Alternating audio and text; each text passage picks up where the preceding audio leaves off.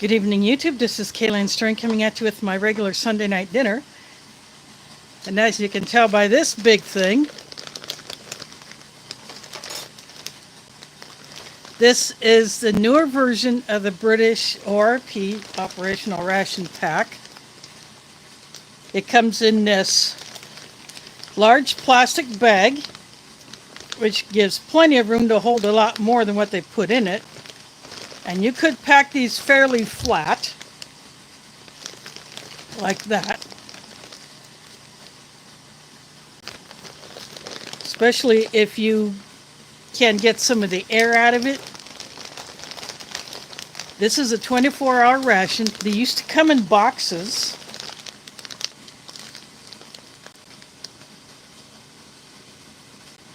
This one is a halal one, and it is a vegetarian. And unlike the older boxes, you get a list of the main components of the ration, as well as the usual stuff on the bottom about it being the property of the Ministry of Defense and a QR code.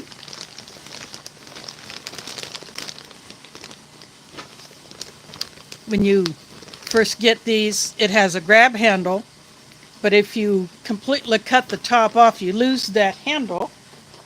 But there's a way around that.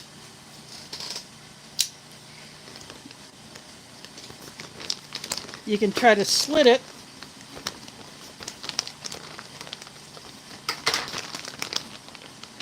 through just one side of the bag.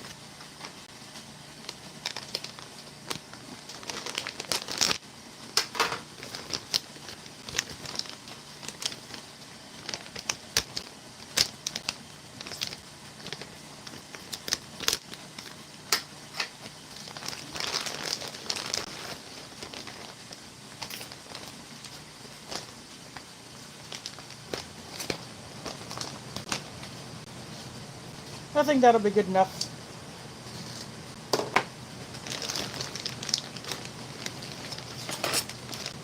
So I'm going to show you everything that comes in here. First out of here is the accessory kit.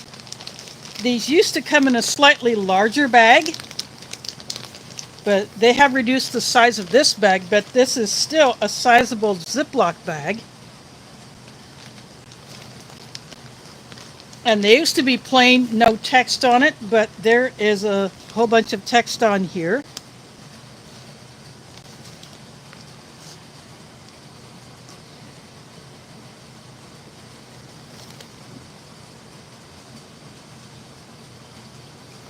But these are very thick bags. They're very nice to have. You can tell some of the components have changed in their outward appearance. So I'll get to that in a bit.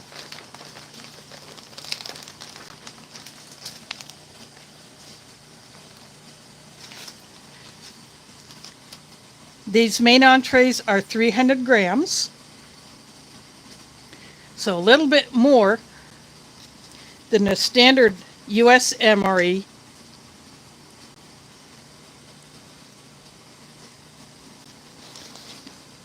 That's the mac and cheese. Let's see, we got Cliff, we got James Ortiz, Infos here. So those are all the names I'm seeing so far.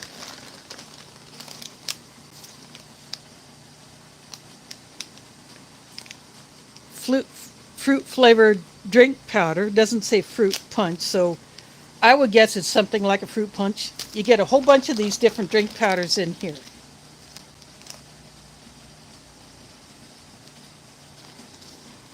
This is just the original hot cocoa.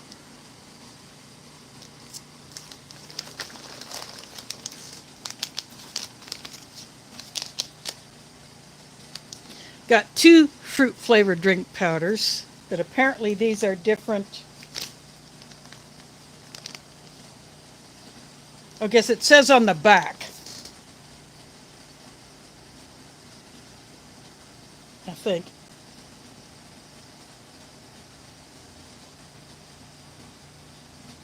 Oh yeah, here it says on the back. This one's pineapple. This one is grapefruit.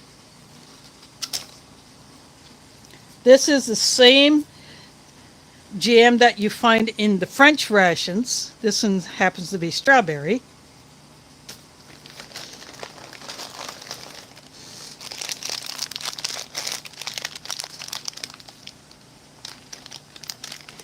Cheese oat biscuits in the color of cheese spread.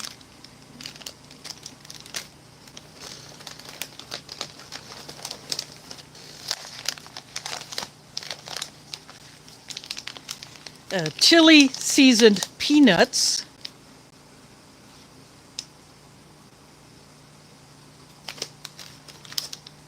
And that's 100 grams of it. You don't get anywhere near that much in an American ration.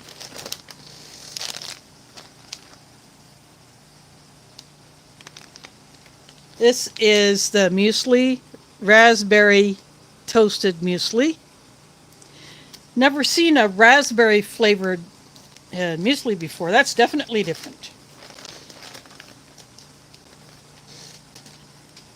This set of matches with Striker would normally be in the accessory pack. And a few other things got left out of the accessory pack.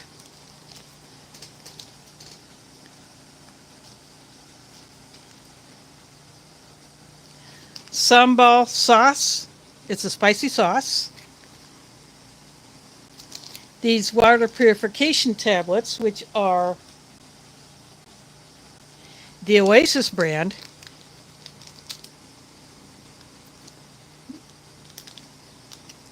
This brand has been around for quite some time. This is the infamous sesame bar. It's 3 bars that are basically fused together, so it doesn't make any sense to try to separate them. You just eat it as one bar.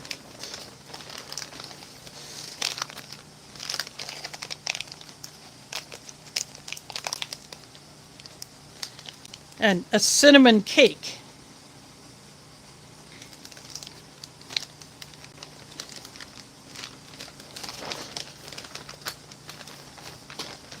And here is the other entree. Chickpea curry. And 300 grams.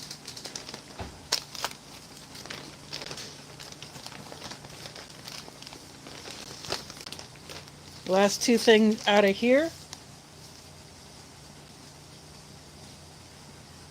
The fortified energy drink powder.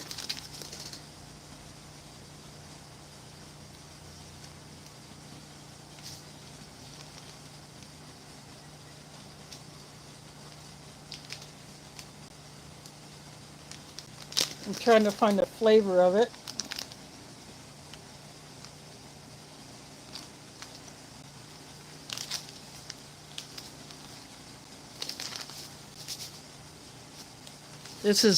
Says fruit flavor drink powder, and this one is pear.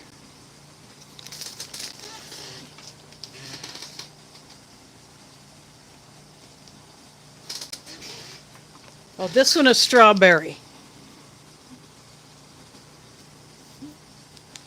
Slightly different formula than these others.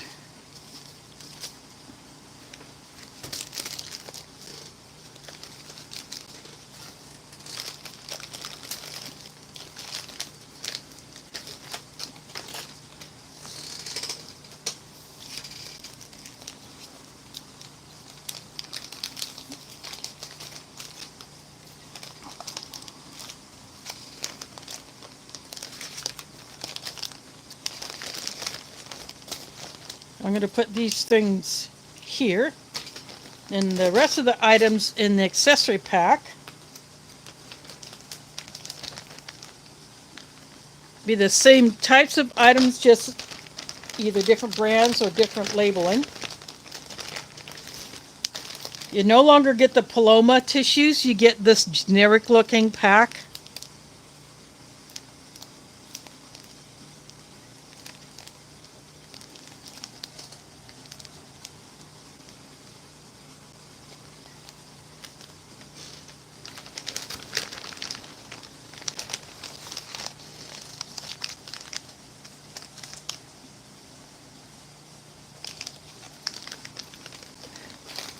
get the same type of gum pack.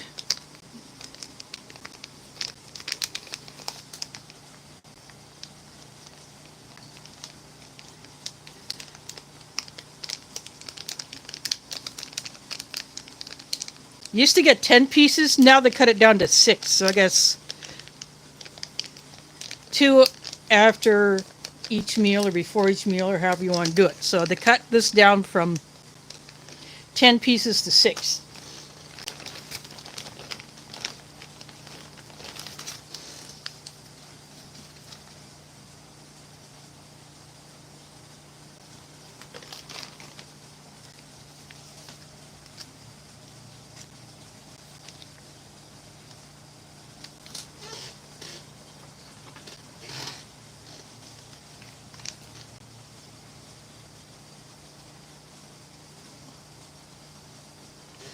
They all have also changed the look and the packaging of the wet wipes. They're the same size. They're just in this more nondescript packaging, basically to match the color of the other things so they don't say beyond the beaten track so blatantly anymore.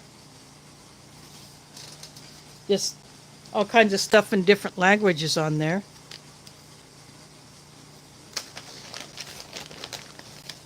You still do get this humongous spork.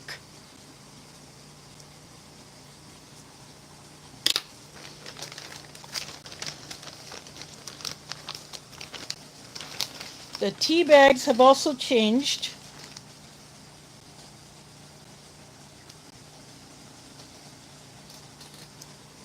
It just says tea on the front. Let's see. I'm going to look at them to see if they say specific.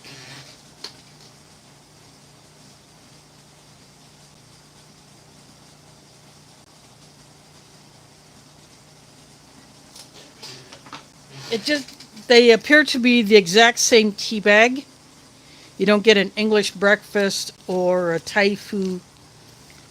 Probably 2 very identical tea bags.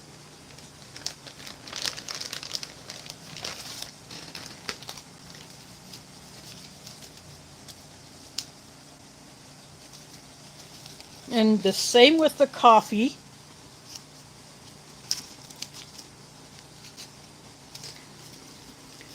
Two identical instant coffees, same nondescript packaging.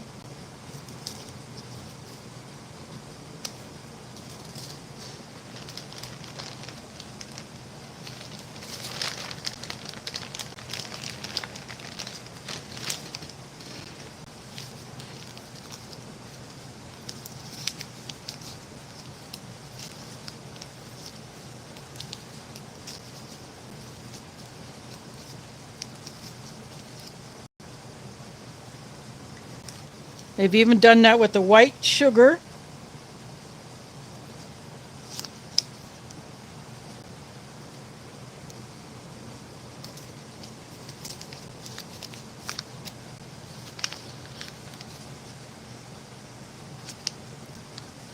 So this one would be the coffee creamer.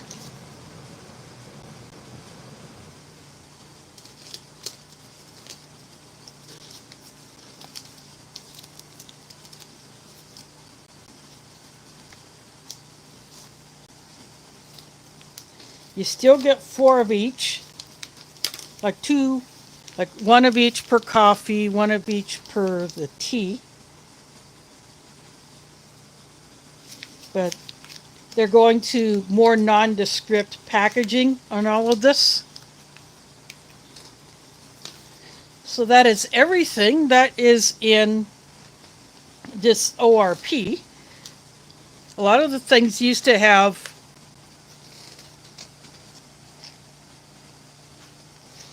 it would say beyond the beaten track or whatever company was contracted to produce that particular item for, I think it is still Vesti Foods.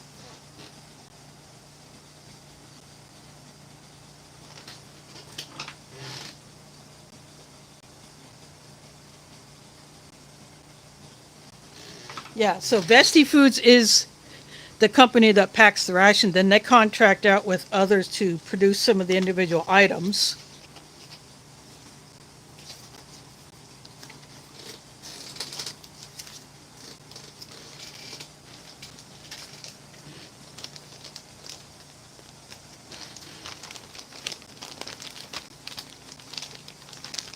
So no salt and pepper in here.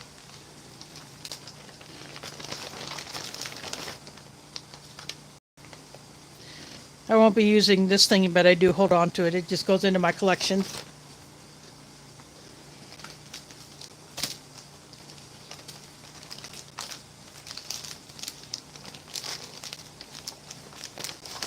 So I'm going to put in here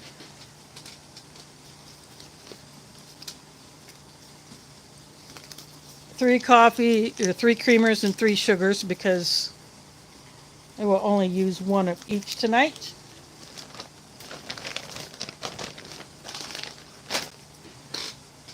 And because I'm saving the bag,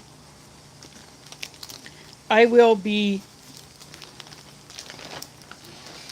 using a different bag to put my trash in.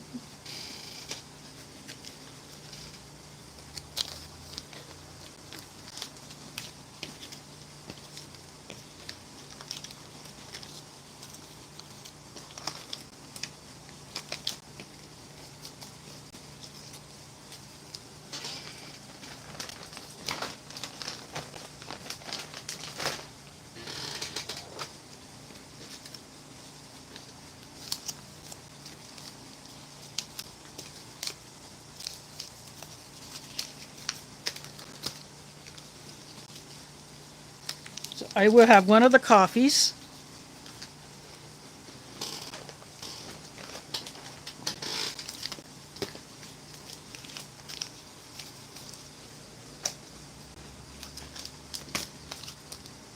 I will save this cocoa for another time.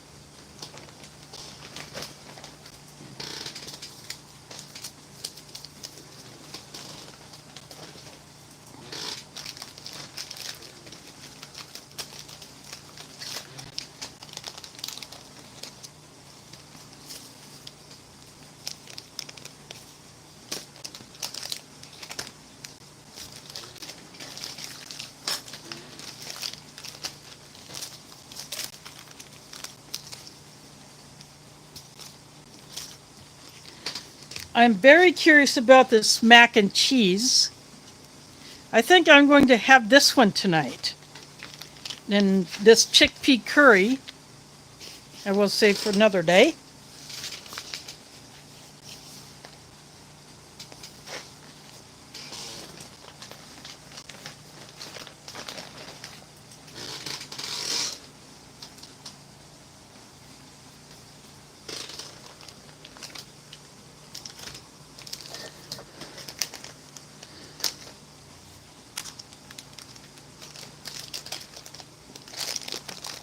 So no cheese spread. I guess you get the cheese flavor in these biscuits.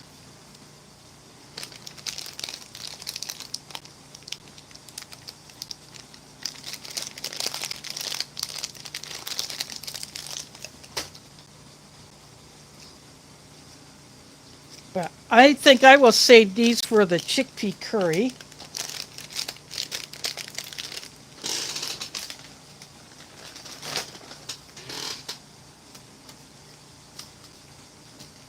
So not as much for side items. I do have this monster bag of peanuts.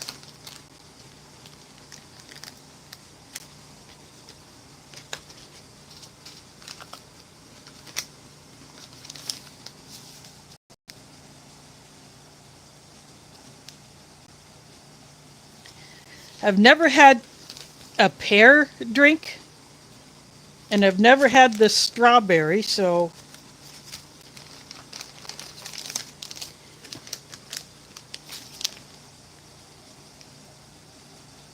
the pineapple and the grapefruit I am more familiar with. I have had these before. So it'll be one of these two.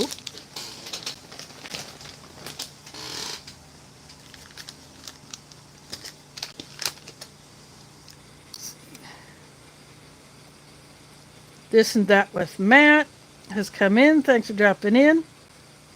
Just going back through the chat, see if I missed anybody coming in.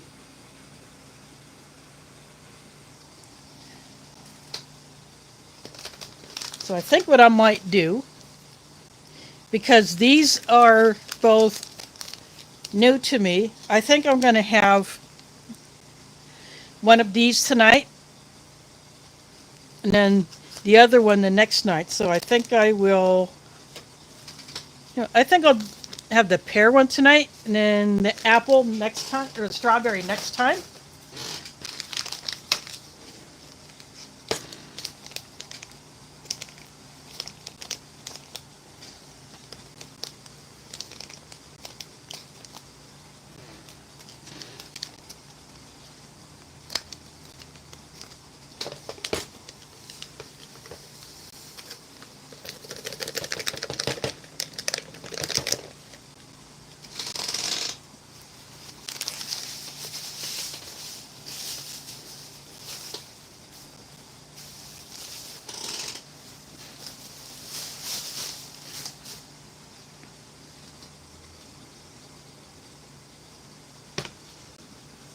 Normally these call for 500 mils of water, but I tend to make them strong.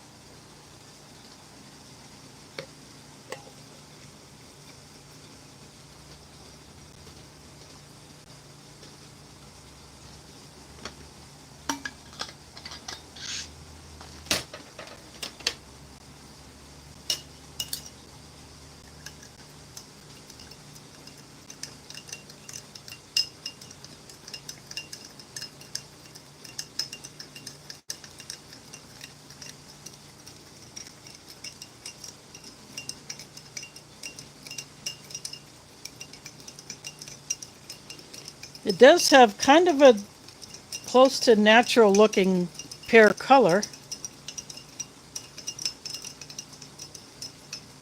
because this has actual sugar in it.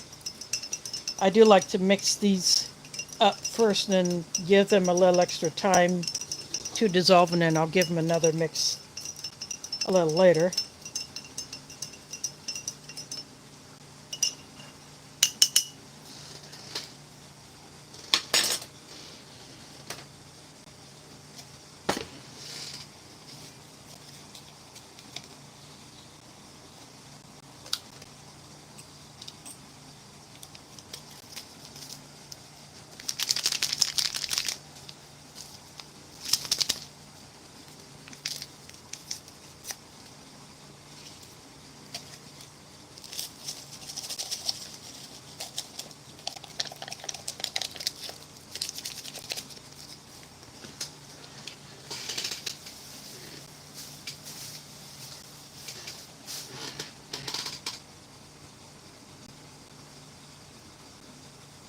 Looks like freeze-dried coffee.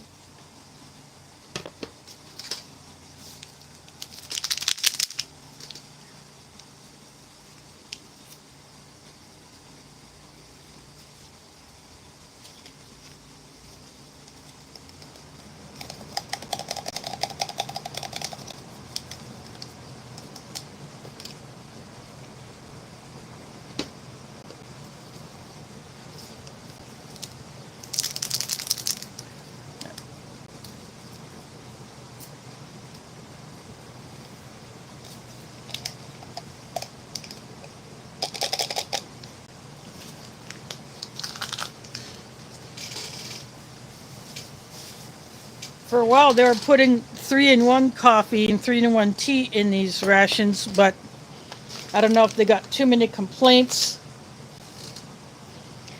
about it.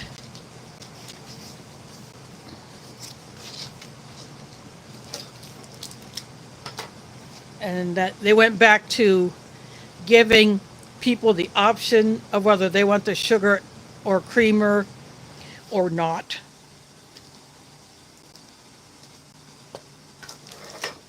So I'm going to go ahead and put this in a pot on the stove, and then I will be back with the water for the coffee.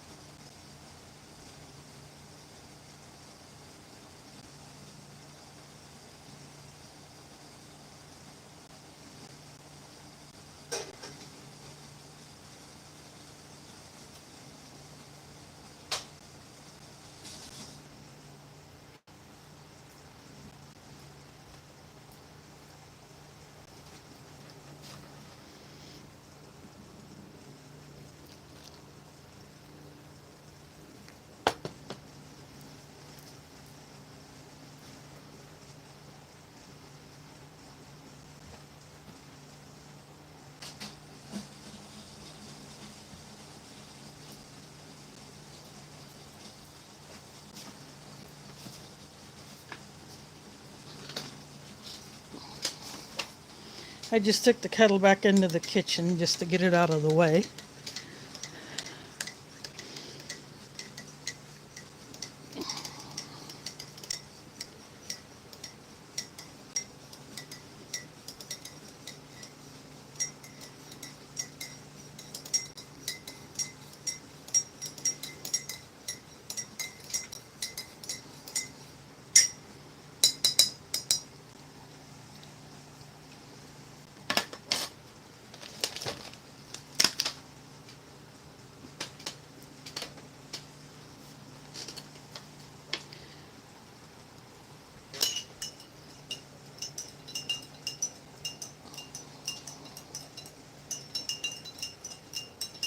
I'm giving the pear drink another mix too.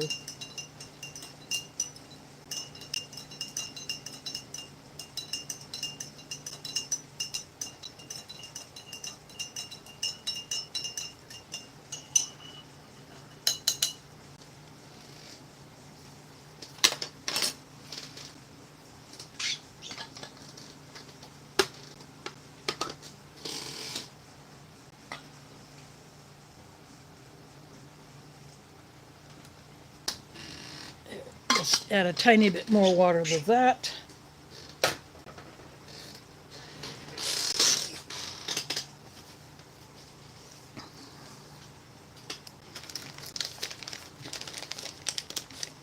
Yeah, not as many, as I said, not as many snacks in this.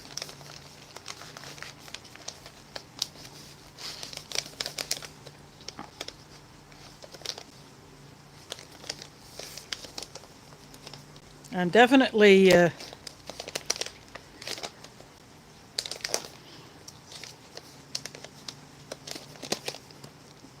gonna try these peanuts, but that tear notch didn't work very well.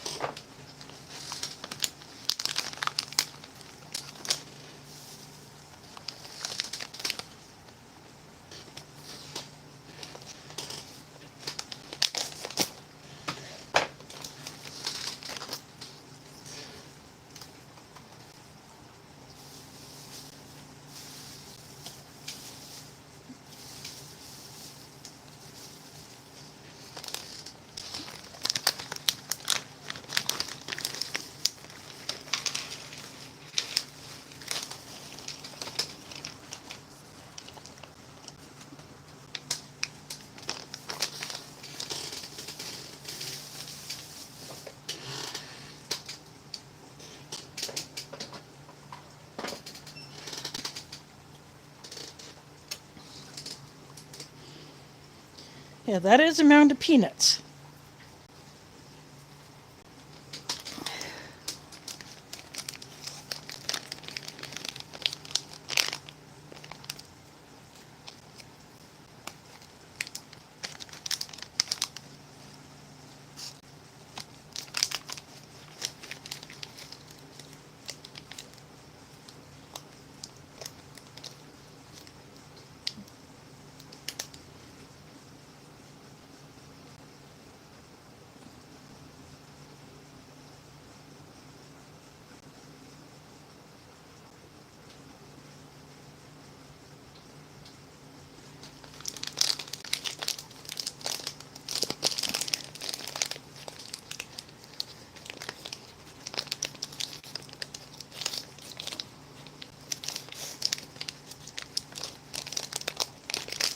Might be able to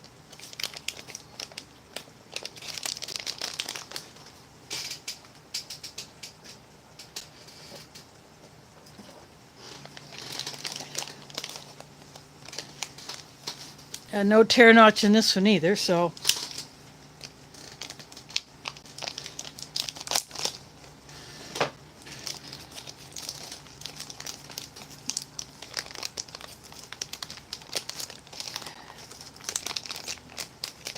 these cakes always come with this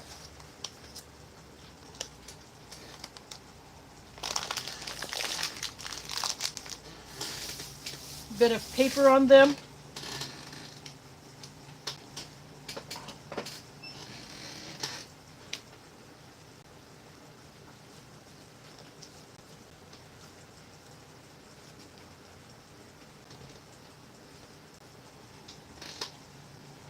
There's a strong cinnamon scent off of that.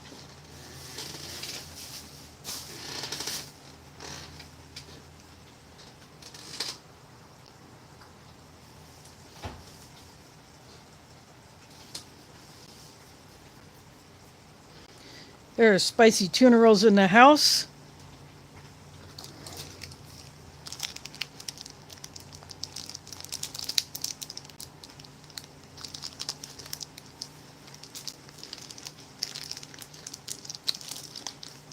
I'm going to skip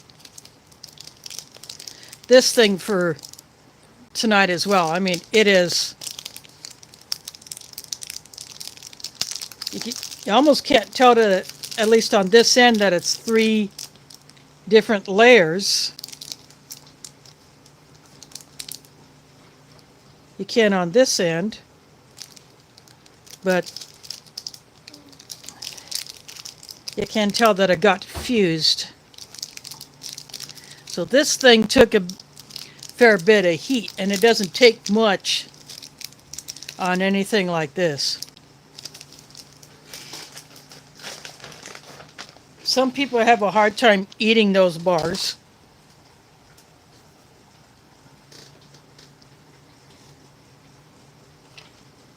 I'm going to take a handful of these nuts while I wait for the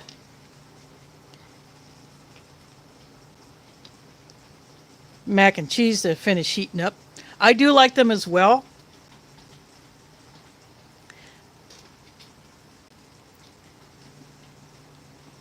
I may try to figure out some way to soften it up just a little bit. There is LC in the house. Thanks for dropping in. This is a chili flavored peanuts. It's cinnamon cake. I mixed up the pear drink in one of the coffees.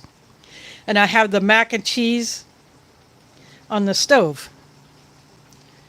I'm going to give these a crunch.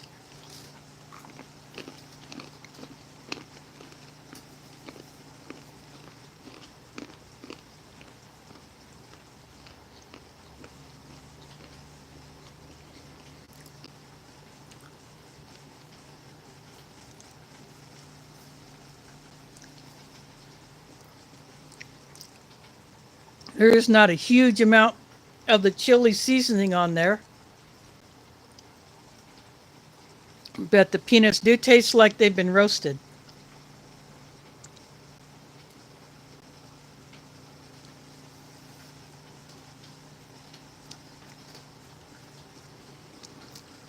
I'll take a sip of this coffee.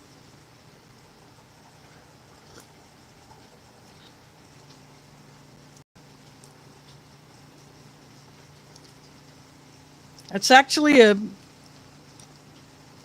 no slouch for coffee. It's no Dow Egberts, but it's no Rumbout's coffee, but it's nowhere near the worst ration coffee. And for those just coming in,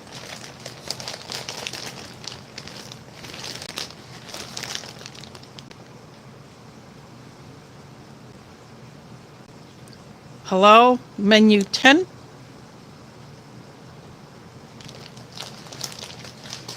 And I just cut open the bag at the front, but I might have poked through to the back, but not enough to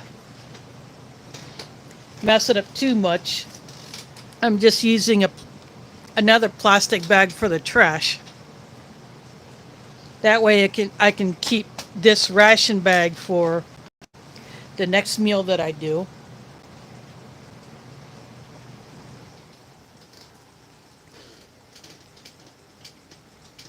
Time to take a sip of this pear drink.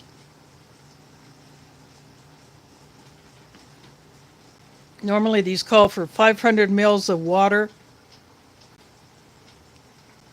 but I like these a little bit strong so I get a better sense of the flavor.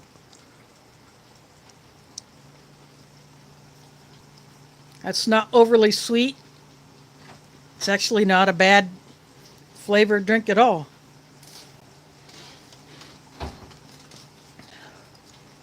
The mac and cheese pouch should be heated up.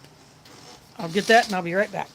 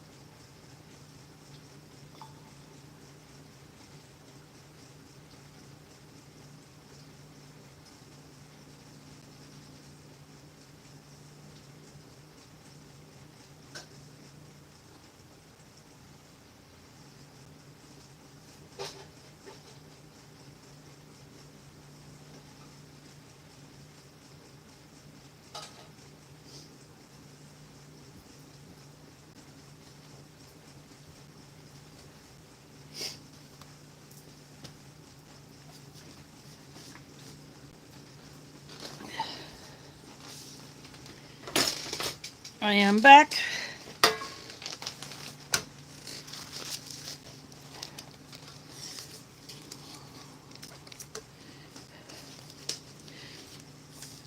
This is what I used to carry my hot pouches or cans into here from the kitchen.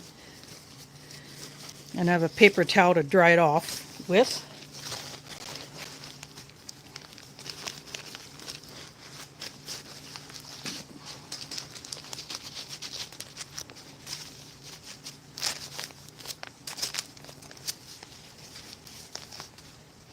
These are they're not gusseted on the bottom.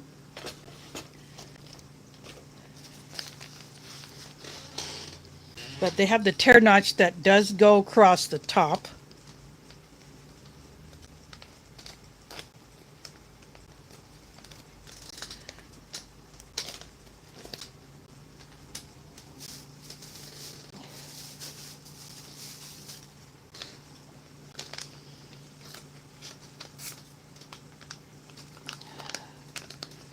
Well, this one doesn't seem to want to cooperate.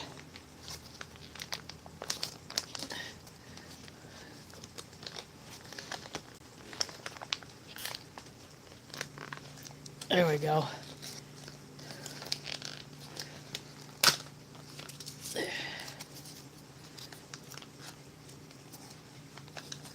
Now let's see what their mac and cheese looks like.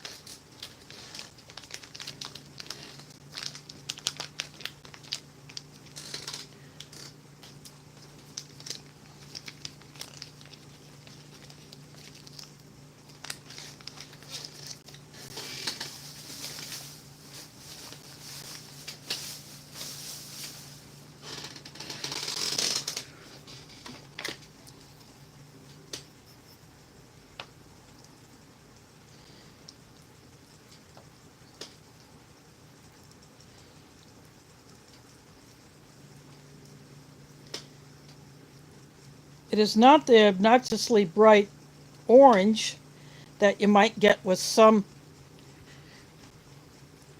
mac and cheese products that you might find around here.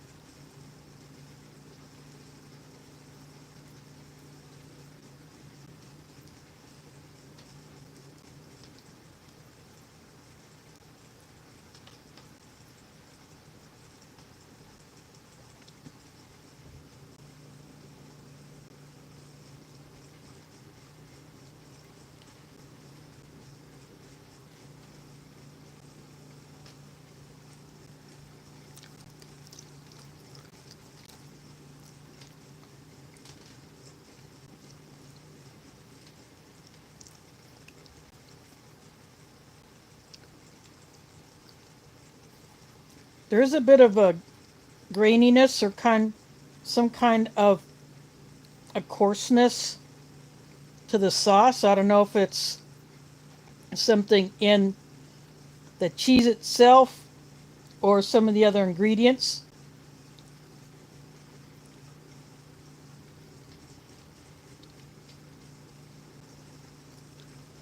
Because this is a vegetarian ration, I'm pretty sure they use some kind of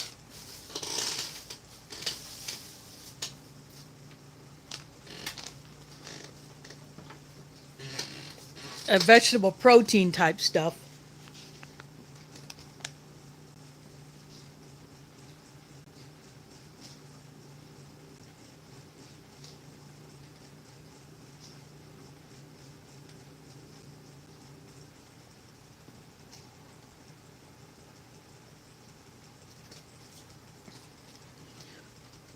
Well, there is some black pepper in there.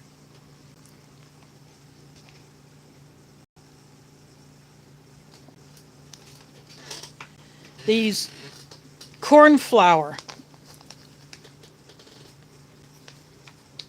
as a thickener.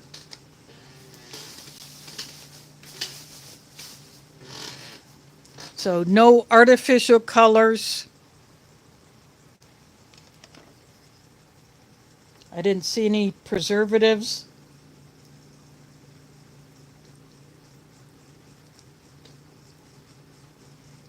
On there, so that corn flour might be a bit of the graininess. It also may be in the cheese itself. It says double cream, so I'm not exactly sure what a double cream is.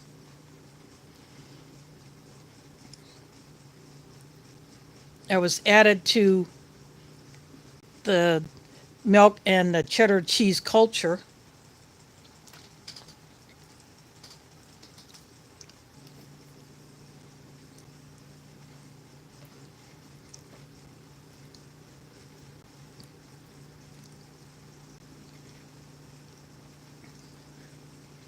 But for a ration mac and cheese, this is actually not too bad.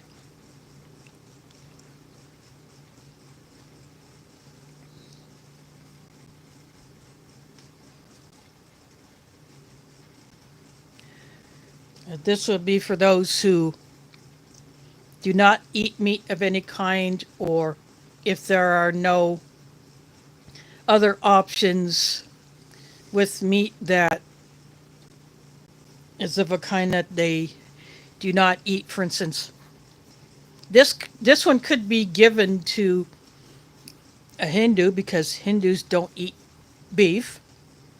This could be given to or a Jew or a Muslim because there's no pork in it. This could be given to a vegetarian since there's no meat in here. There's dairy, but not all vegetarians are vegans.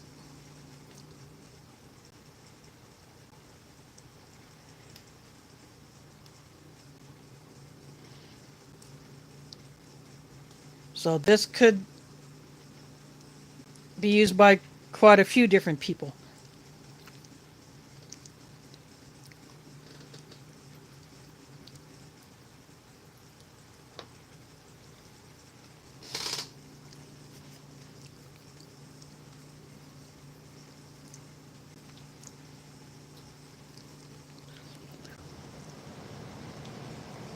I do like that they use a good sized pasta, but it is quite soft.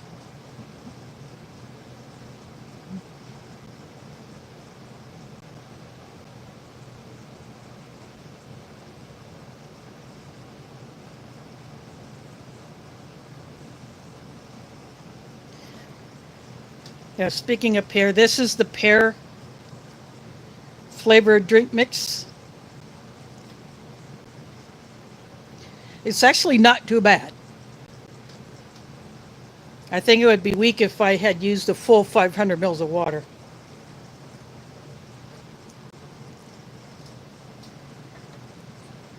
But I like those a little bit strong because I want to get the full flavor of it and then decide if next time I get it or later on if I want to add additional water to it.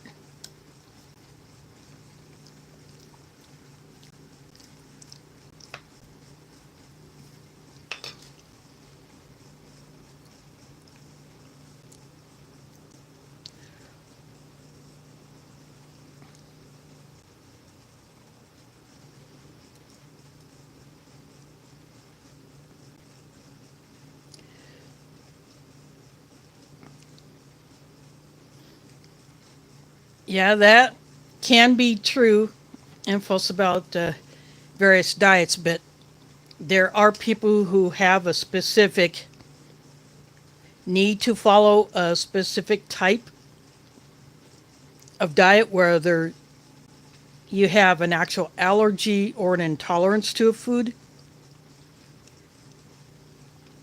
A celiac person would definitely not want this one.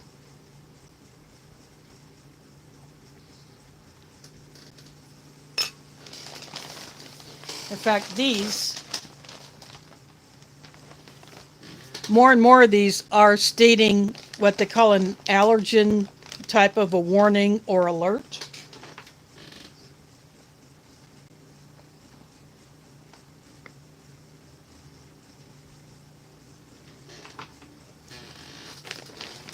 The individual components would. Like this mac and cheese, the pouch would say contains wheat and milk. I knew someone years ago who could not even smell any cheese and be comfortable with being in the same room. That's how sensitive to it she was.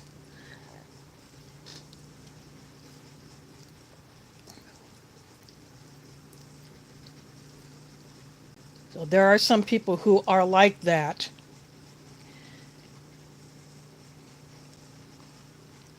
So they have to make appropriate adjustments.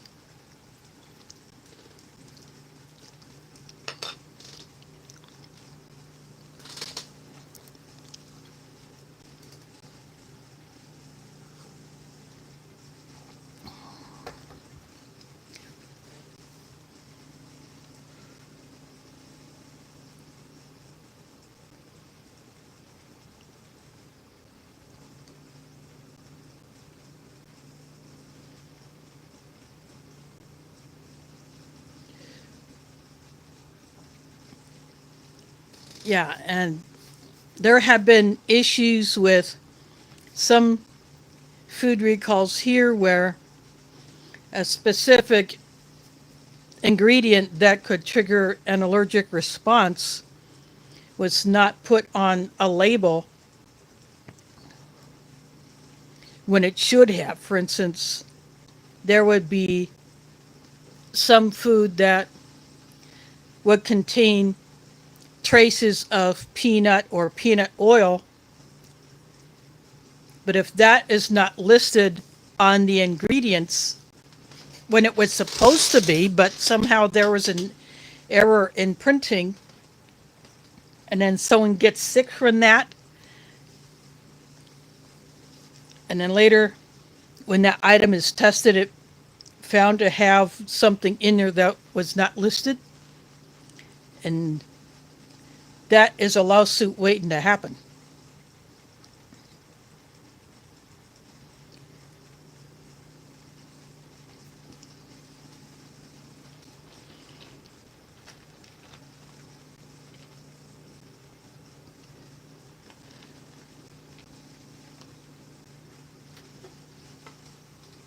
Speaking of nuts,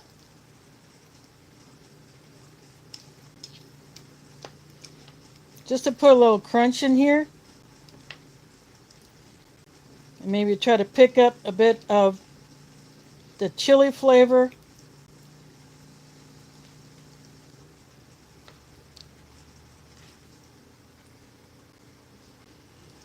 I threw a few of the peanuts in there.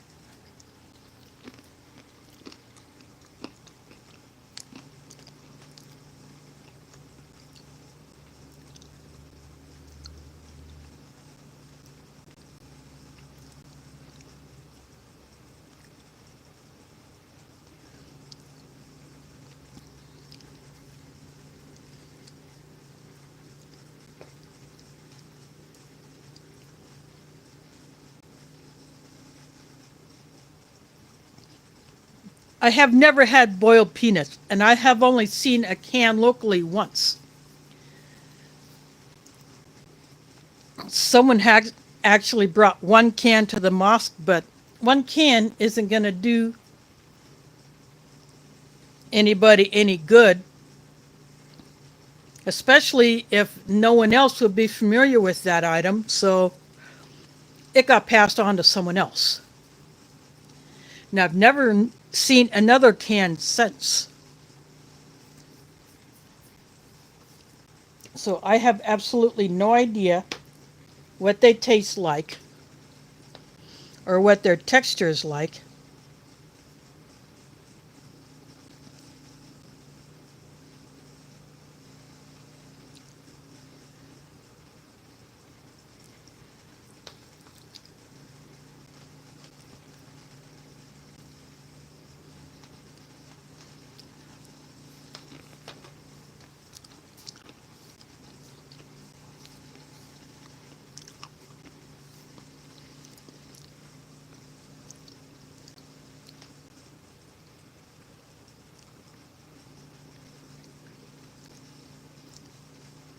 Yeah, that as well. All of the manufactured crap. And of course, we're all guilty of eating it because sometimes either that's all you can afford because it is cheap, or that's all that is available.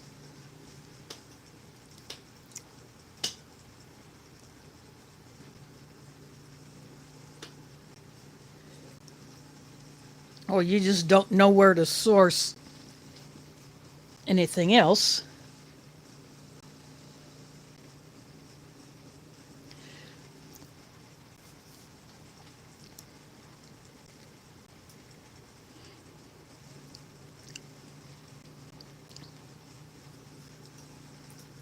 I have backed off on eating a number of or as much GMO stuff, but you may not always know that an ingredient has been modified. They changed the language, but they changed it to something that makes it sound even more dangerous.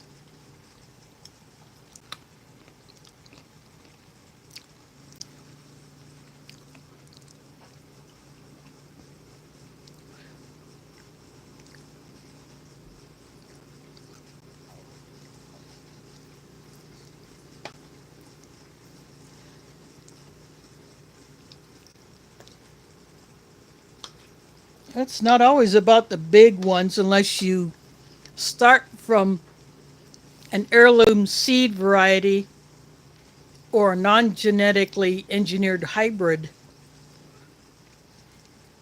that is known to produce a big fruit or a big veggie.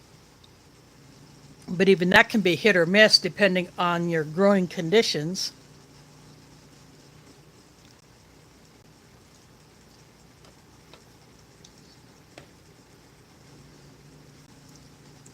But it's not always about the biggest. One of the members of my mosque has Granny Smith apple trees, and she has a persimmon tree. So when she has an abundance of fruit, she has brought them in to share. And I had never had a persimmon before, so I grabbed a few.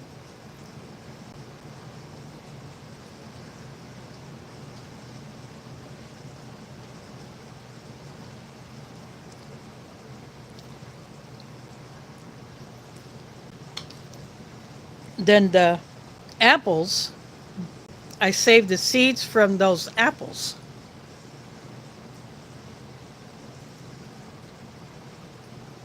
Even though I can't grow a tree myself, I can always pass those seeds on to someone who can grow it.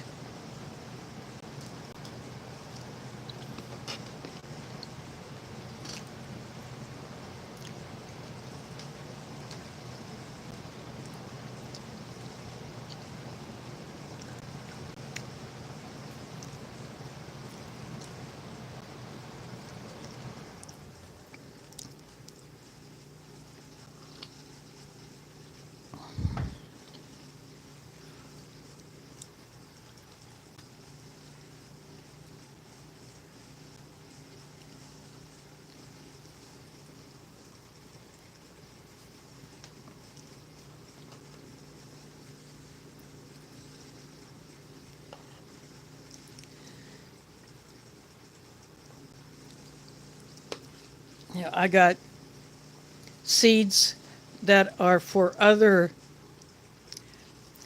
fruit bearing trees.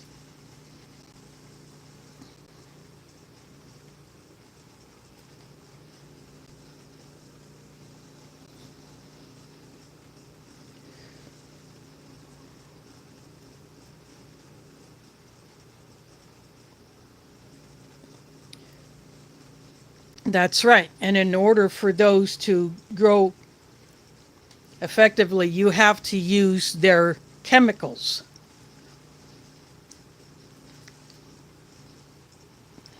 which are not only toxic to the locals that are working those fields, but they're toxic to pollinators and wildlife.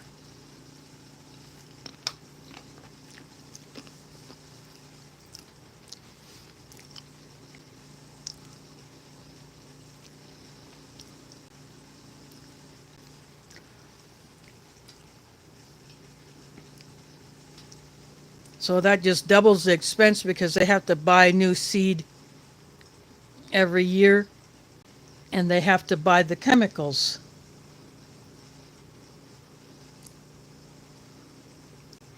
Yeah, that's right.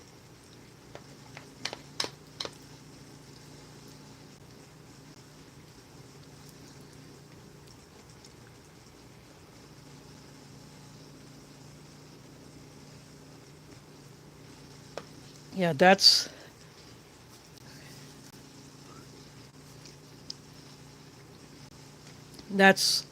why it's important to save seeds if you can.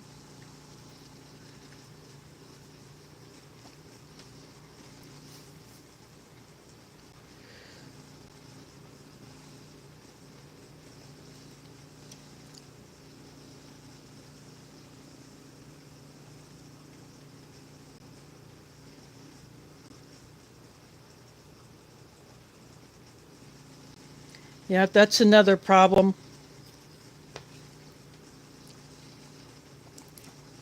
And then they have to spend additional money on medicines to deal with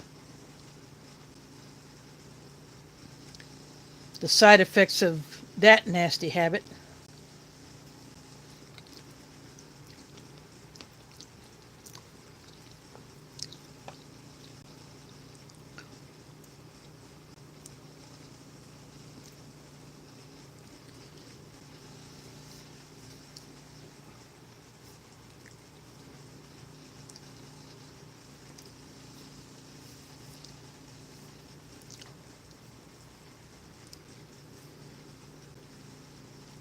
And when my late dad was diagnosed with his cancer, he had it in his brain and his lungs, but even with that autopsy that we got from the Cancer Research Center, it's still not certain whether the cancer started in the brain and moved to the lungs or the other way around, or it just showed up both places simultaneously. But he was a smoker, but he was also exposed to asbestos in his younger days. Before that, nasty crap was outlawed, at least here in the US. But it can still be found in places that had originally used it and had just not been renovated and had that stuff removed.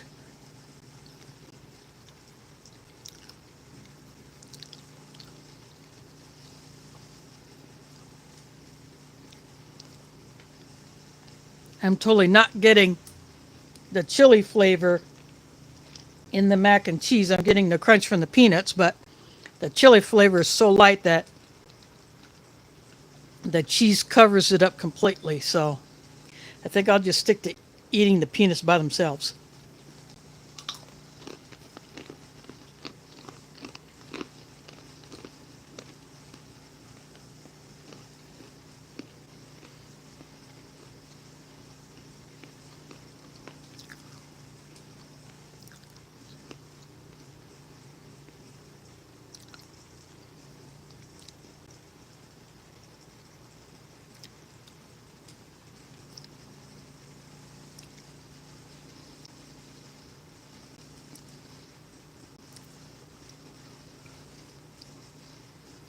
My mom, who is still alive, she has COPD.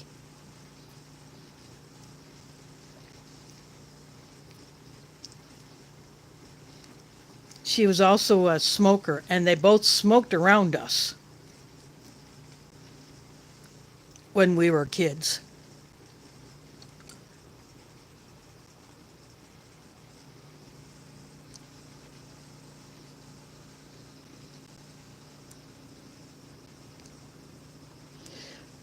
Yeah, we had that here for a time too. In fact, casinos were the last place to have smoking sections,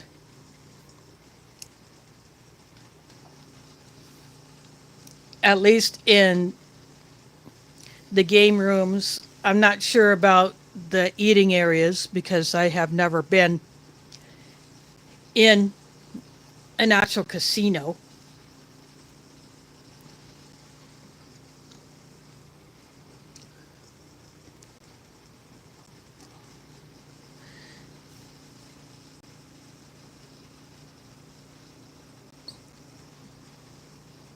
Yeah, Elsie, that's what COPD stands for. So my mom most likely got that from being a smoker. Plus, she may have been exposed to a little bit of asbestos if my dad brought it home with him from the place where he worked at the time where it was in use.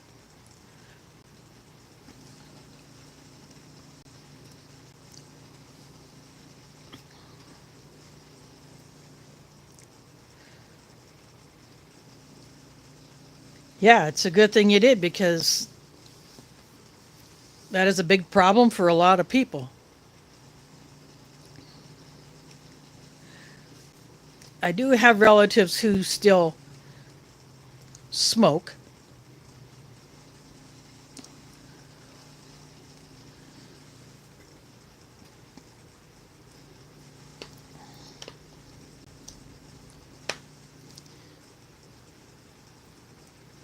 But one has tried to back off. She doesn't smoke as much as she used to. And then the other one did try vaping, but that didn't help matters any. Of course, vaping can be just as bad, even if the stuff doesn't have nicotine. The only reason I would ever vape is if it would be the only way I could take a particular type of medicine, but I have yet to hear of a prescription medicine where you have to vape it as opposed to using an inhaler or a nebulizer.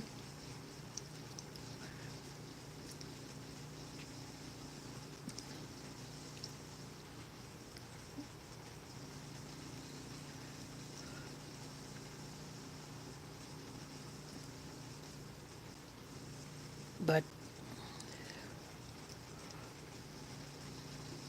otherwise, I'm not going to waste my money on that crap.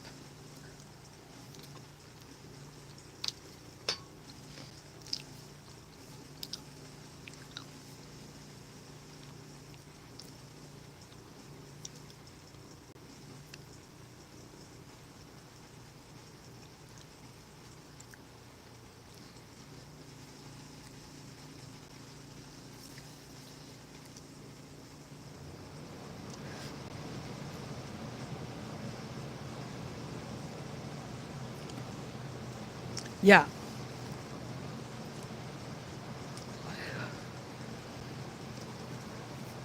but that is getting more attention, at least here in Iowa, where there has been a crackdown on that stuff. There used to be a few more vape shops in town than there are now. I used to pass by one every time I rode on a particular street in the bus. But now something else is in that space, and I'm glad about it.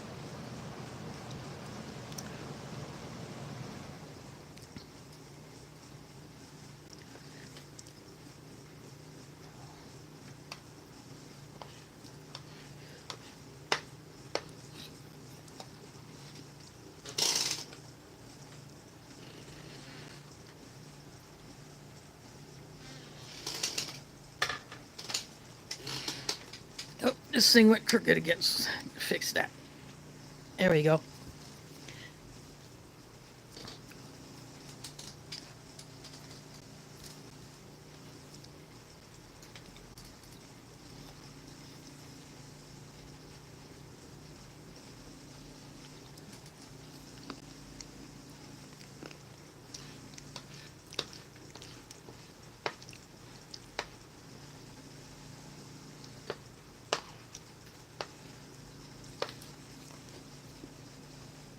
Oh, there's the Carlos Perry in the house.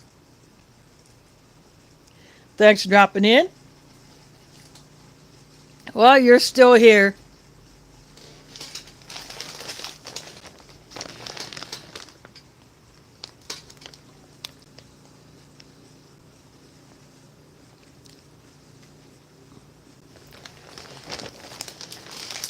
I'm having the mac and cheese. These are the chili peanuts. This is a cinnamon cake. Got a pear flavor drink mix here.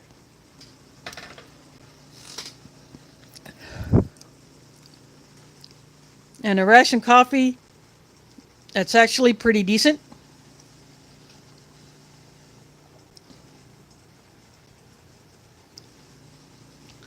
It's not on the same level as Dow Egberts or Rumbouts that I've gotten from past British rations, but for a nondescript instant coffee,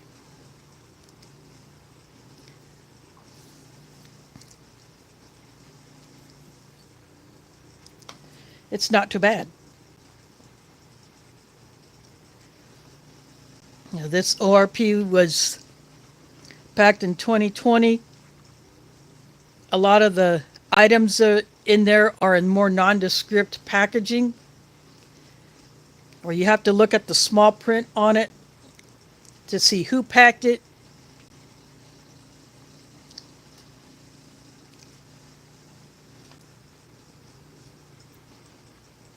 But Vesti Foods is still the company that does the British rations, at least the assembly of them. They're like our ration packers here, well, they will contract out certain elements, like, say here, they will contract out to Janus Brothers or Bridgeford or some of the others that do individual items for U.S. rations, or Baxter's may contract out to some U.S. companies for the Canadian rations.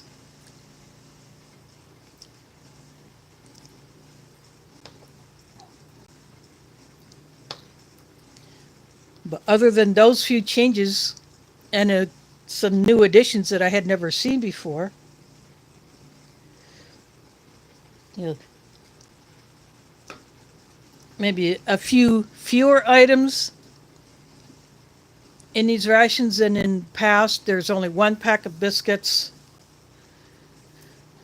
the one spread, but still 4 cold drink powders, 2 coffees, 2 teas, cocoa mix, a muesli. This one happens to have a jam in it. It's got 2 wet wipes. It's got the 4 sugars, 4 creamers, the 6 water purification tablets, the tissues, that giant spork.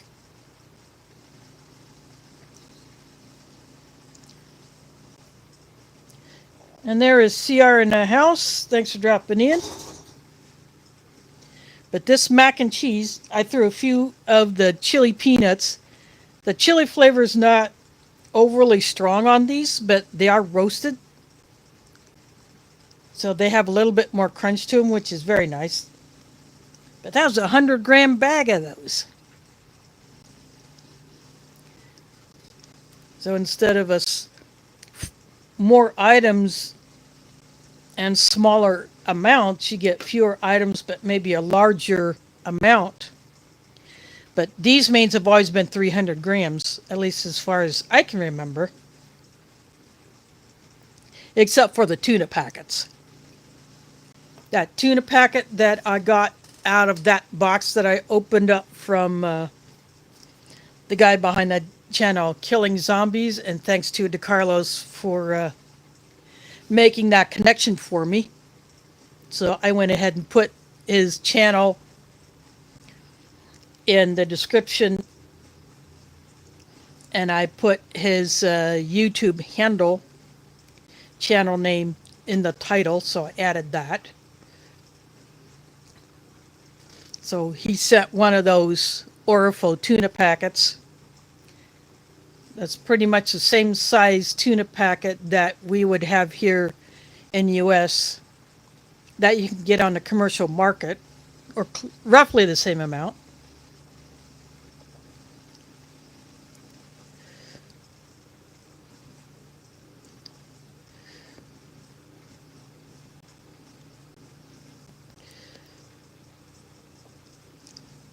Yeah, if if you have these newer bag ones, there might be some interesting goodies in there.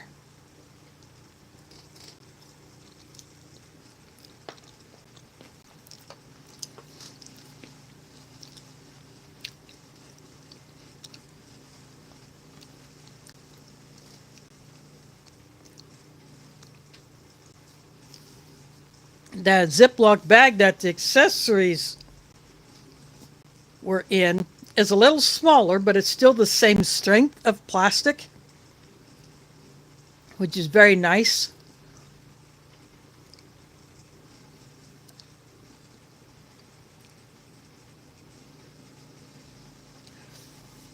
Yeah, the boxes were very nice too, especially for shipping goes, but the guy I bought this from did a very nice pack job.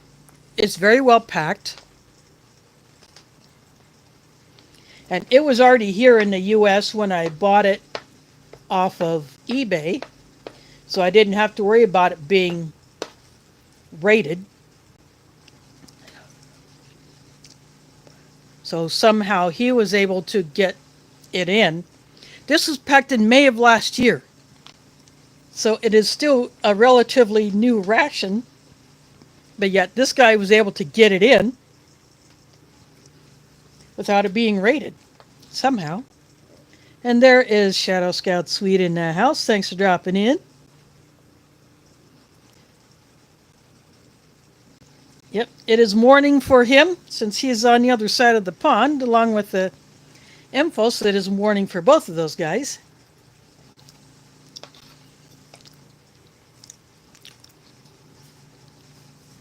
They are one time zone apart.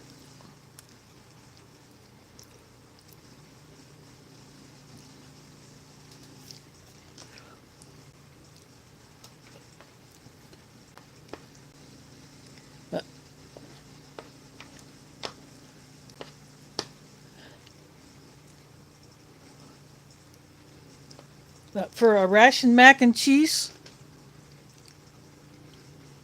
that has already been prepared,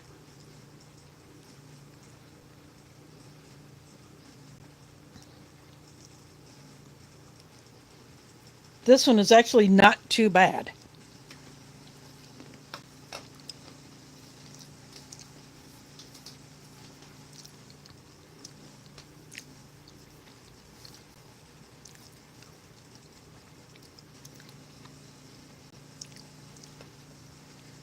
And the fact that it has no artificial colors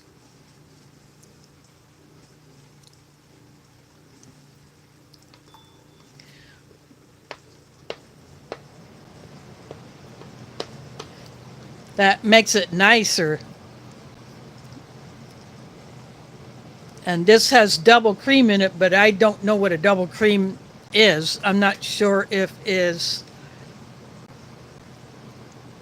something on the order of heavy cream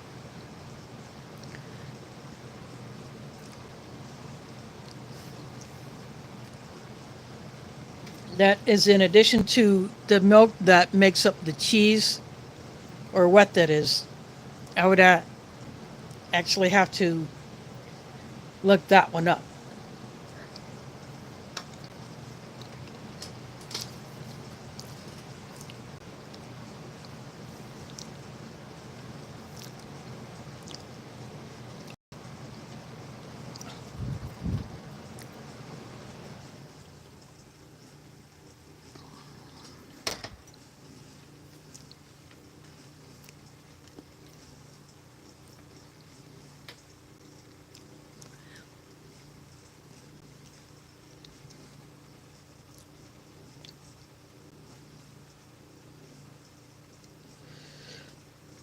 Yeah, that's right. I will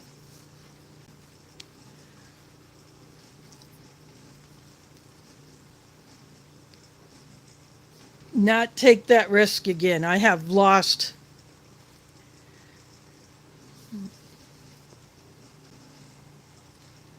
one ration twice.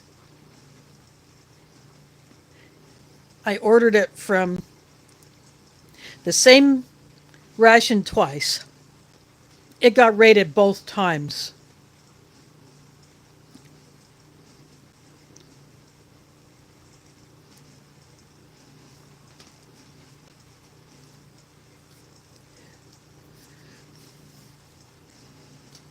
The last time I ordered a ration from overseas was that last Polish shooter's ration in the gray bag. That one arrived unharmed from Poland.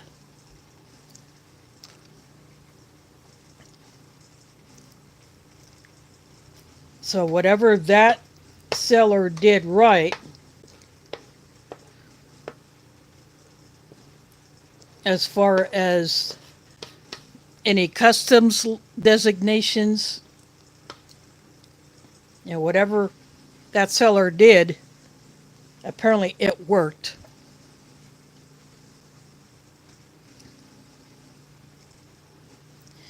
People are having to resort to getting sellers to say certain things.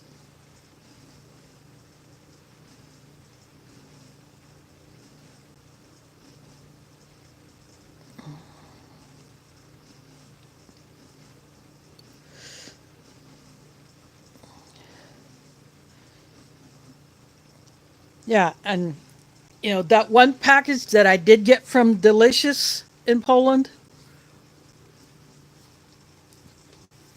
it got dinged up. At least that Arpo can got dinged up, but the beef jerky that he made himself was left alone until it went in my belly. I ate it the night I opened that package. I just couldn't stay away from it. I had to get into it. Of course, the Arpo can was vegetarian cabbage rolls. It would be the equivalent of a group ration, considering the size of that can. But then there's also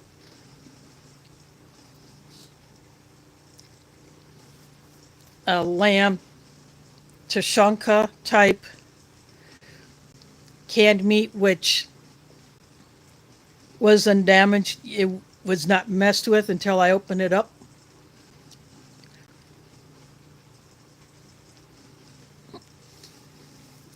And that actually made a great pairing with those cabbage rolls.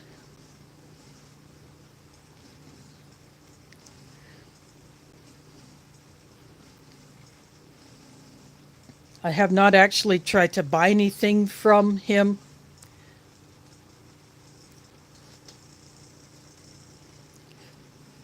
Now, Smokey has, so he's done some deals with him.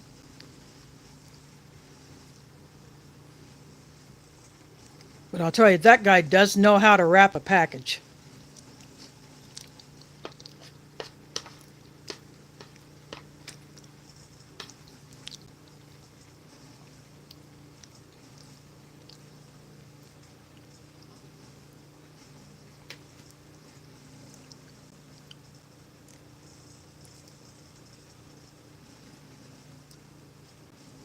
Yeah, I used to have an easier time getting rations on eBay. And then another time I tried to buy a German ration. It was one of the new bag rations. Their rations used to be in a box as well. It's one of their newer bag rations. And my payment was declined not because there wasn't funds to cover it. It was the fact that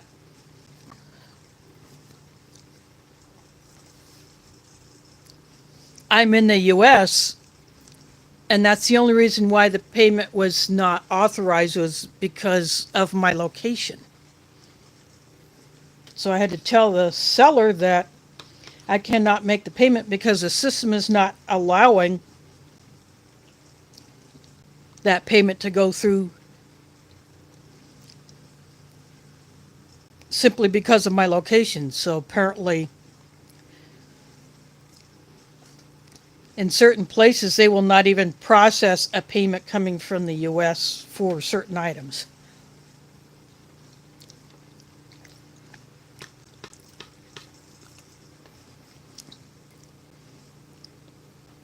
But that seller did understand my issue.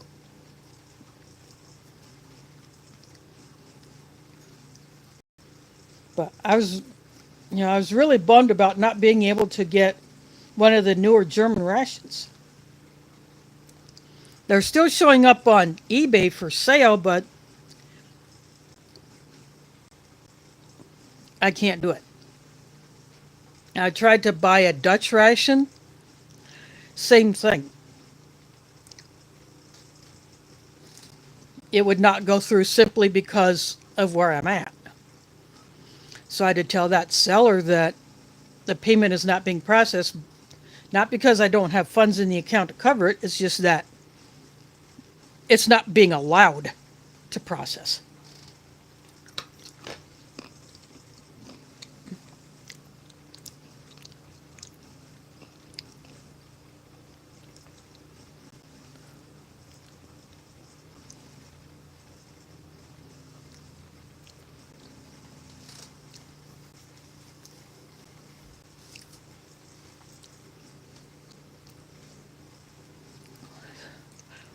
Well, see, you have the right to be worried. My great niece is a teen. Well, she won't be 13 till April, but to me, she's already teen.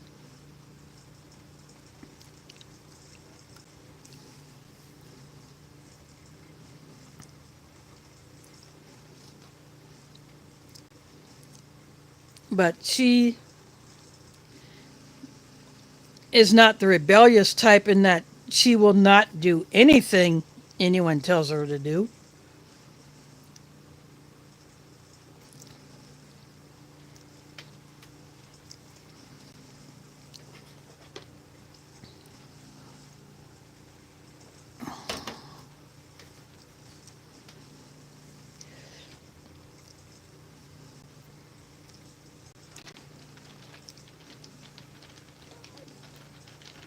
There are just some other issues going on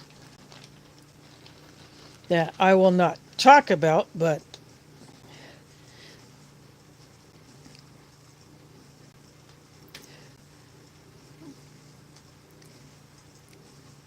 it's just something that some other people in her life have done that were completely stupid.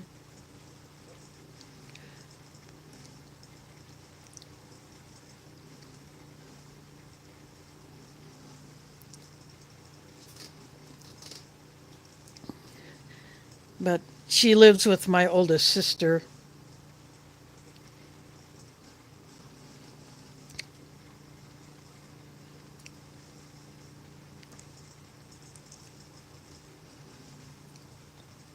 But she's a good kid. She just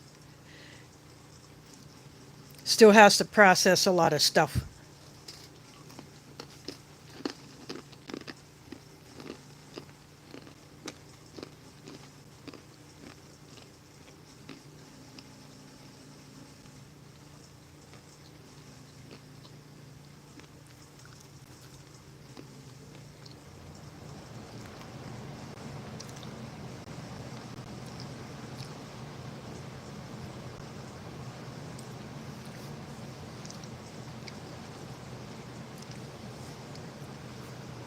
And she's in a couple of different after school clubs, which she absolutely loves.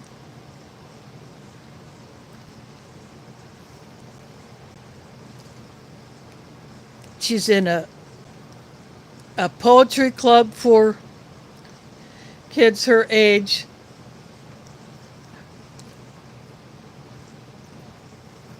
She is in her school's chorus, so she is getting into singing.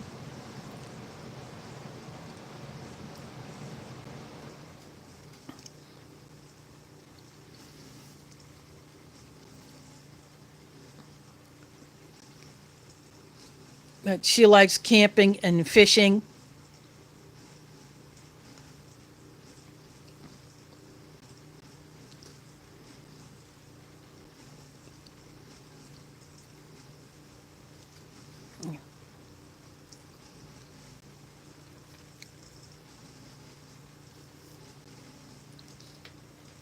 She has a goofball cat, about the same age as Pumpkin, maybe a little younger.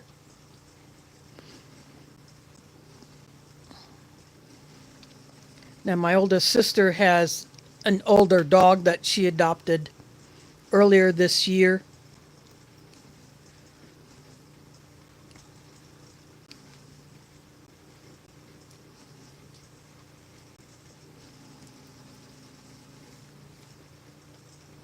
So I think having animals around has definitely been a good thing for my great niece. She doesn't have the geckos that she got from her uncle, but her school science room has some, so she will help take care of them.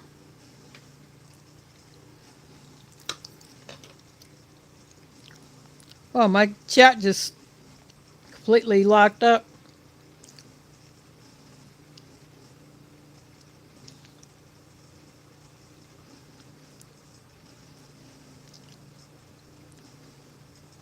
Oh, that's good. And folks, you're going to enjoy them. Yeah, DeCarlos, I tried using PayPal,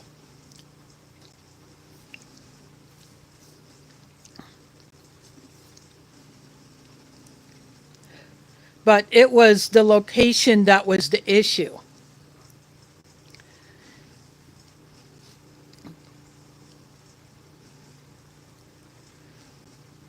So apparently the seller had put on some kind of restriction as to where payments could be taken from.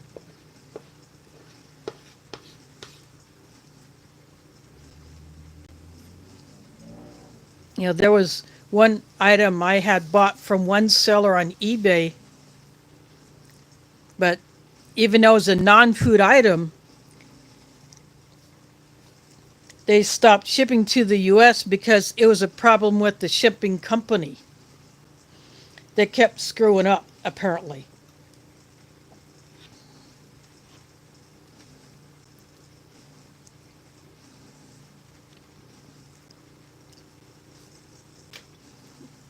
So I did find another source for that same type of item. It's that Miswak toothpaste that I use. I went to a different seller that I order from.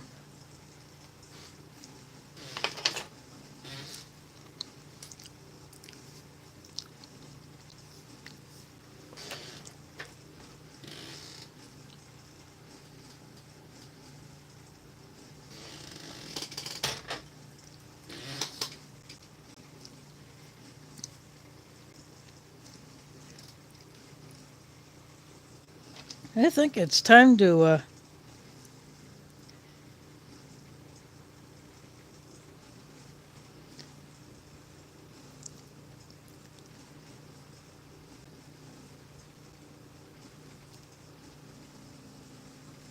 take a nip of this cake. That's what it looks like on the inside.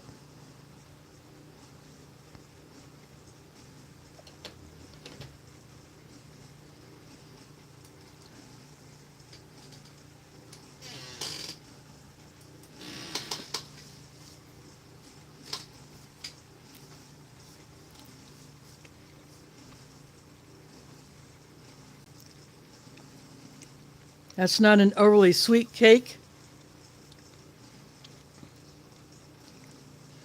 Well, it is actually cinnamon. And the cinnamon in it is very prominent. As usual with these cakes, they are a bit dry. But the flavor is all there. It's kind of like the American pound cake.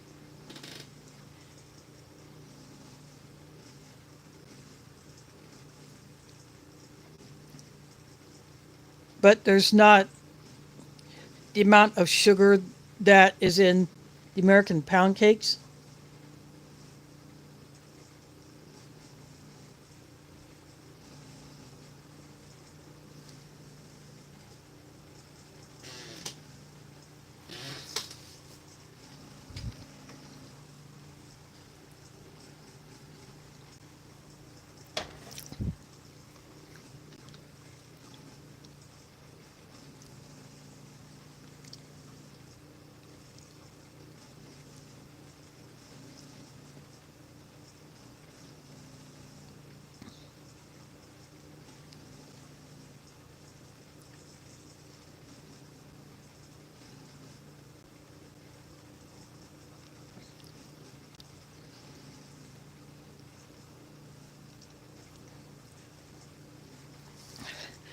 Cliff, are you referring to Marianne from Gilligan's Island?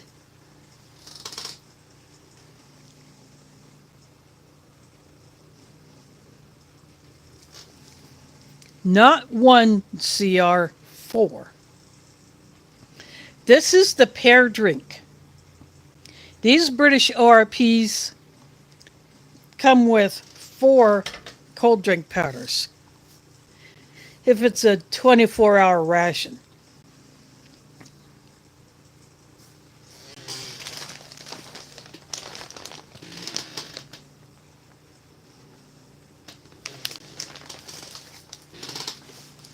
So the pear one is a new one on me.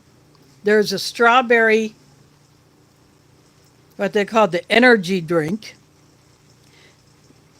And then the other 2 flavors are pineapple and grapefruit. I've had those 2 flavors, but I had not had the pear or the strawberry.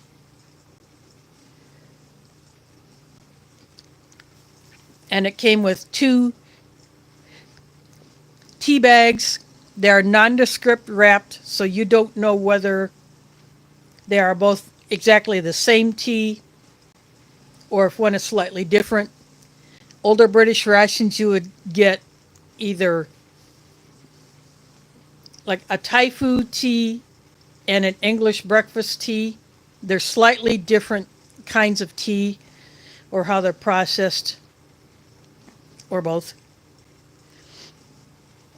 But with these nondescript packages, it just says tea bag.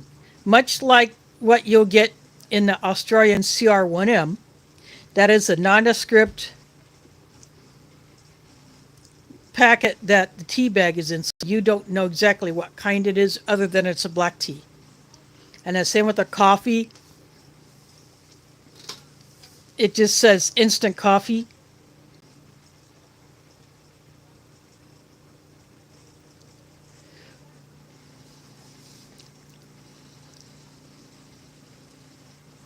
And so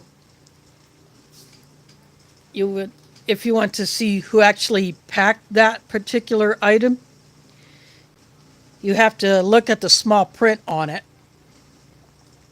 And even the tissues are nondescript. They used to say Paloma, and I think that is a brand that you can go into any store anywhere in the UK and get Paloma tissues, or it's now like the French tissues, it is a nondescript, unbranded wrapper. And even the two wet wipes that you get, they're the same size and shape as the ones that were labeled Beyond the Beaten Track. They just don't have a brand name on it that's so prominent.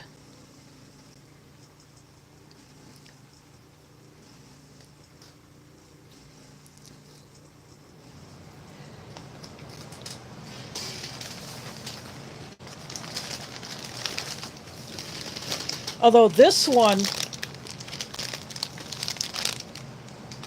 even though it is a nondescript package, look at how obnoxiously bright that is.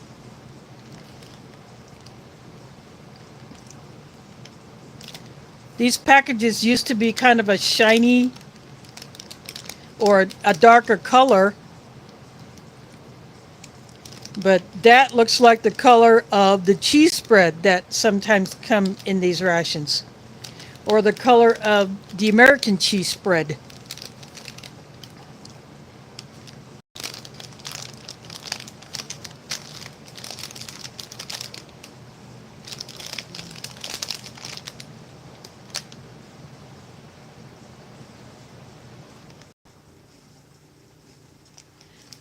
See, it says right there, it says packed for Vesti Foods. But who did it?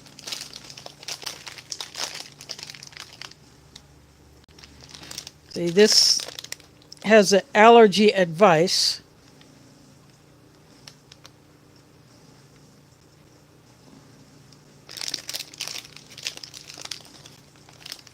And the ingredients written in thicker letters would be the things that might trigger an allergic response.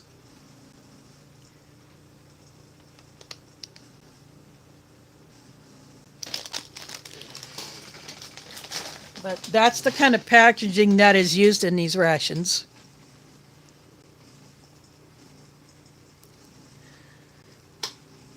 But the giant spork is the same. They have not changed to something smaller. And some would say more sensible. I guess they think that British soldiers have big mouths.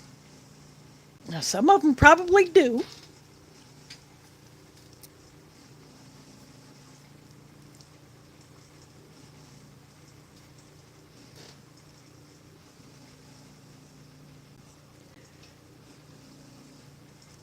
I just thought that was kind of interesting to see the changes that have been made to some of these items.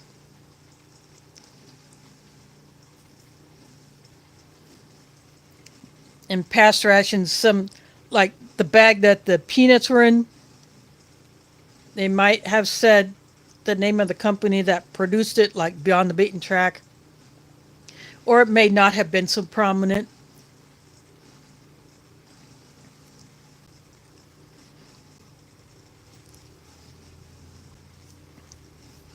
But it just all depends on the company that is contracted to make that particular item.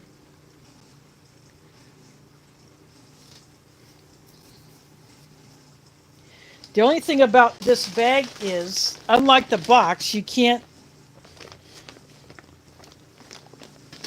there is no zipper.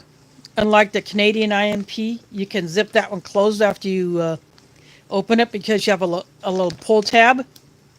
I have not had one of those bags yet. I do hope to get that one. So I just cut this one. I did poke through to the back side, but not enough where I would lose the whole bag. But I can still keep the rest of the items in here.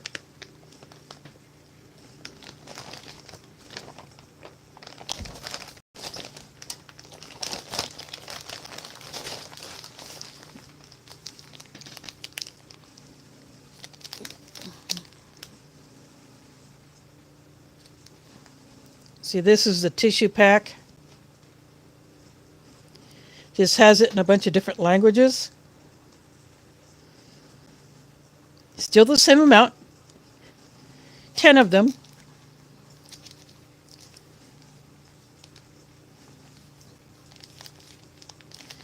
It just doesn't have a brand name on it.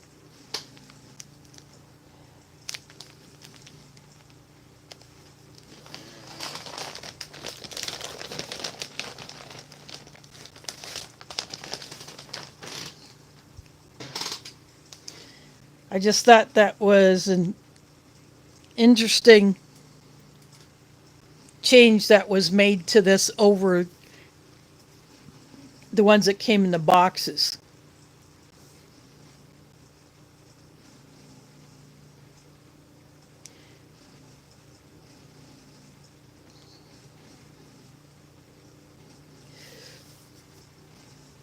Yeah.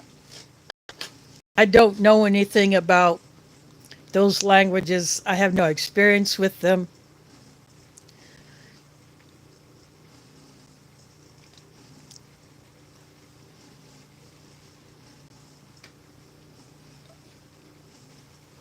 I'll go back for another handful of these peanuts.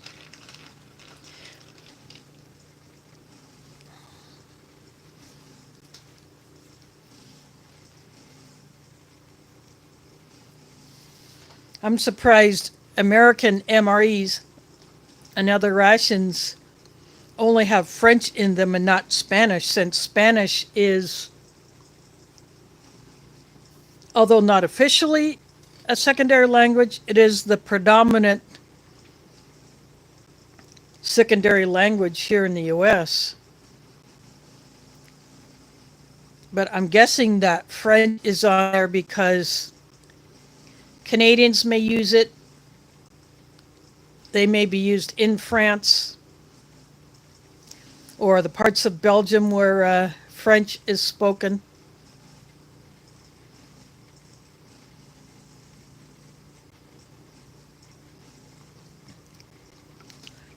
Or if that is simply a NATO requirement in order to have them brought into Europe. I have no idea. That's just a guess.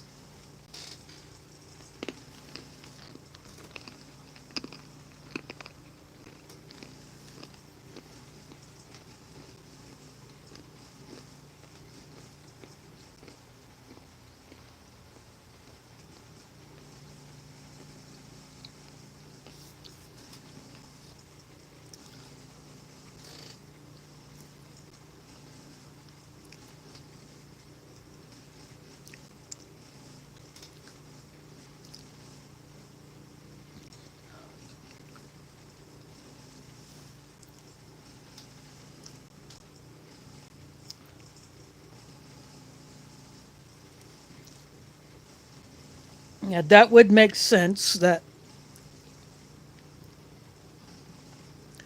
French is a predominant language. Of course, in Canada, most people who live in Quebec speak French as their primary language. And all official government stuff in Canada has to be in French as well as English. Although I have never heard if all of the sessions of Parliament are conducted in both languages. Now, CR might know.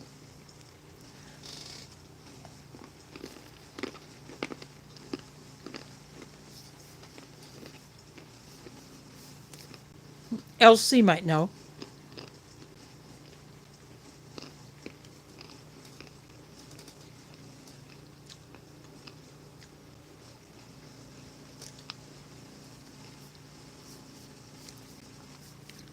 Yep. The last time I had Spanish rations, and they are still labeled this way. They are in Spanish, English, and French.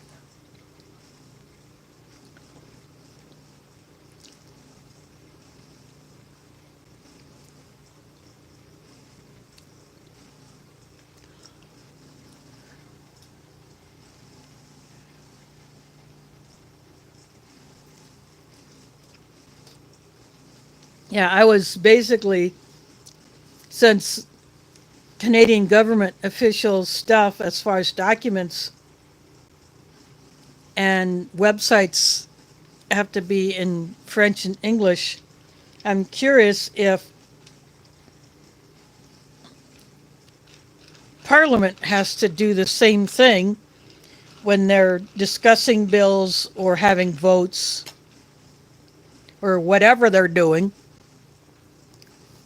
If everything has to be said in French as well as English. I'm actually curious about that.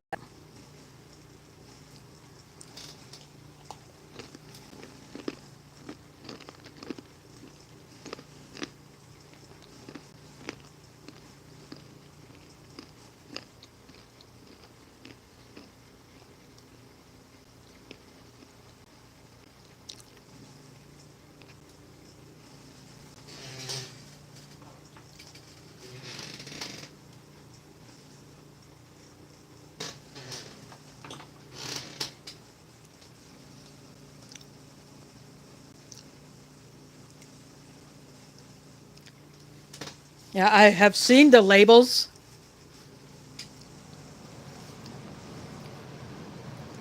When my one friend who lives up in London, Ontario, sent me a can of Tim Hortons coffee. I think that was back in, I think, 2014. I got that. That little can was in French and English.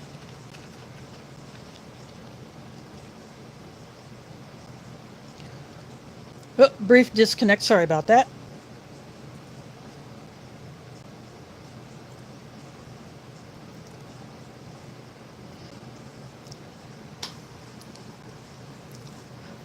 Yeah, there would have to be double signing. You would have to have someone doing the English sign language and someone doing the French.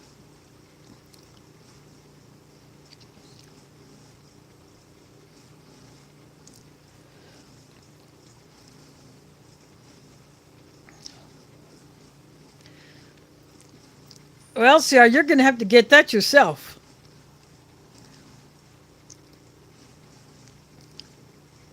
I have none down here to help you. I can't get you any. In the northeastern states, right up along the border, you might find Tim Hortons locations. But the only way for me to get it down here is if I order it online or someone from in Canada just sends it to me.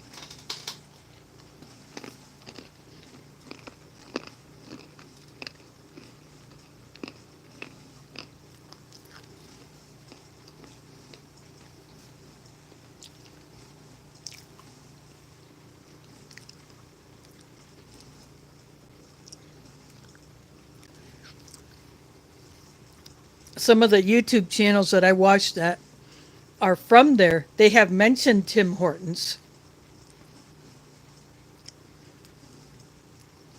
in their area is not all that far from them, if not in the same town.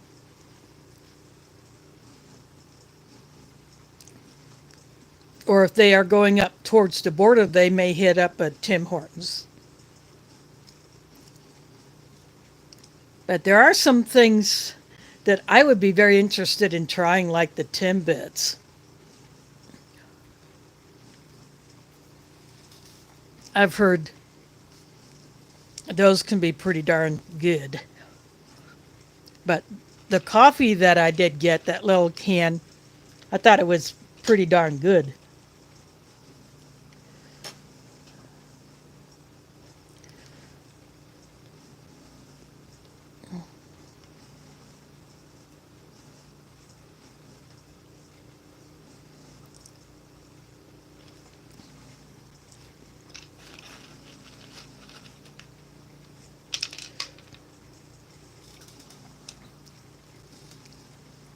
But down here, the main national chains are see, of course, Starbucks, but then we have others like Frederick's,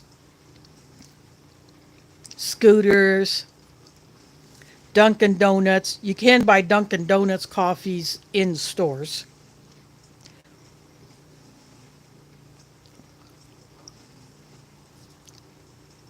Like the whole beans and then the ground coffees and the K cups.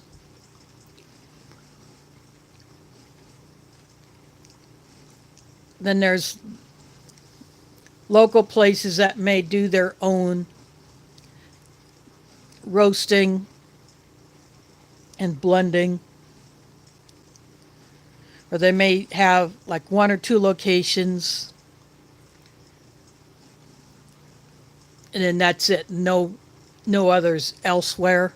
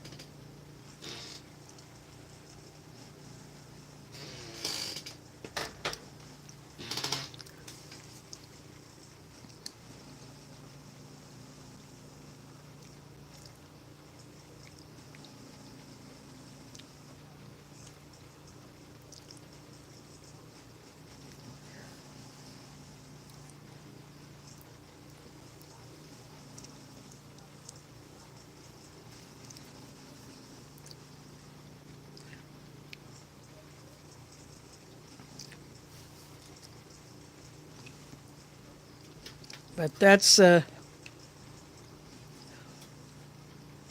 pretty much it for the coffee locations around here.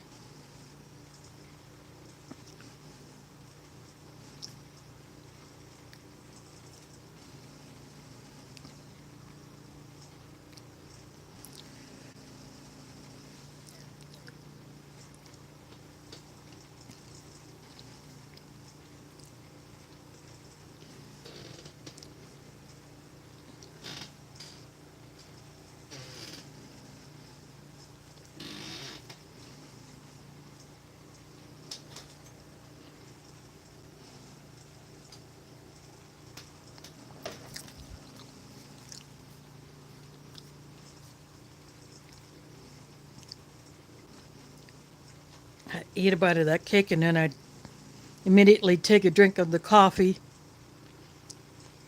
Some of the local places here actually have a cinnamon shaker on the table where they keep their creamer and sugar shakers because some people like to put a dash of cinnamon in their coffee.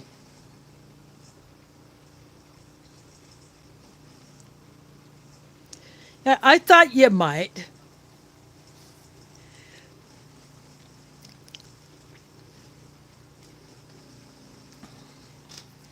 I think it had been a while since I'd seen the original video.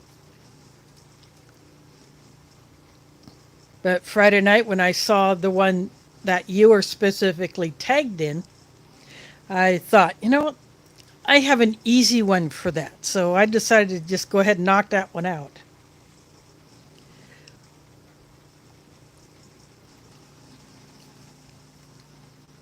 And this is something that I have been doing for quite some time.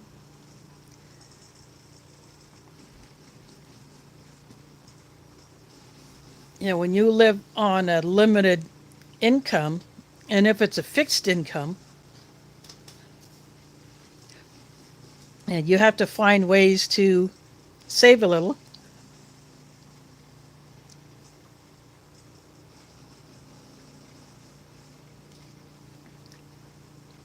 So when we started using carryouts for our Friday lunches at the mosque,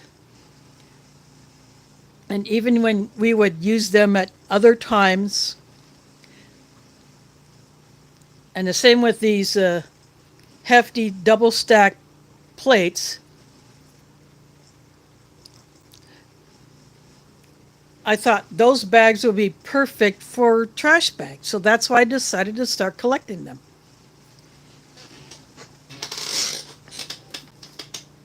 And that has saved me a crap ton of money on what I call the mid-sized trash bags.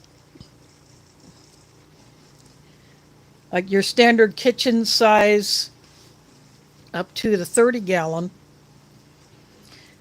My living room trash can, which I keep inside of a cabinet in my desk so that my cat won't get at it.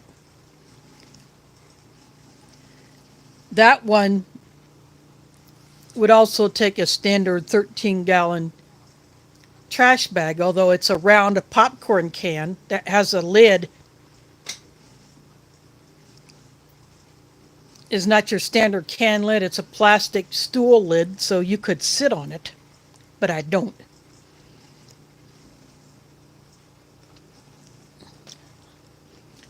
Yeah, because I am not spending so much on trash bags. I put that money towards other things. I still do buy trash bags once in a while, but more often than not, I may buy them for the mosque. Now, recently, someone donated some 13-gallon and some 30-gallon trash bags.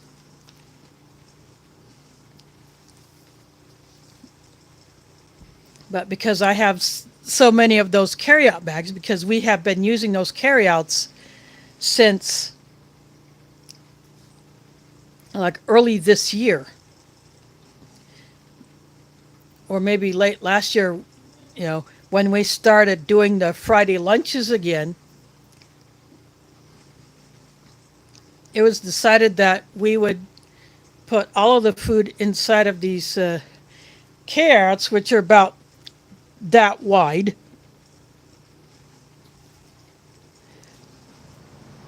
And we would throw a spoon or a fork in it.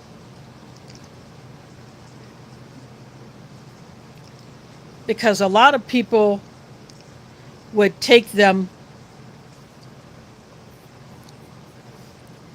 to eat either at work or school.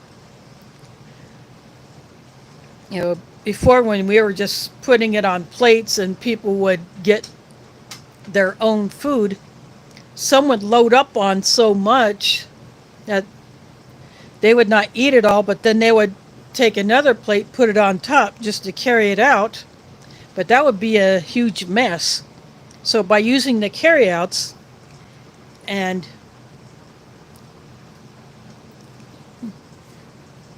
we pack them ourselves before the prayer actually starts, and they're stacked in a room and the door is closed.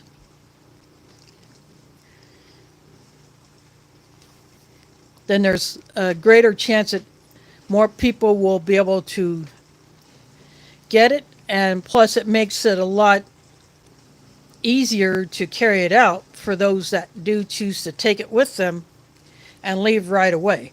A few will stay and eat their lunch if they have the time.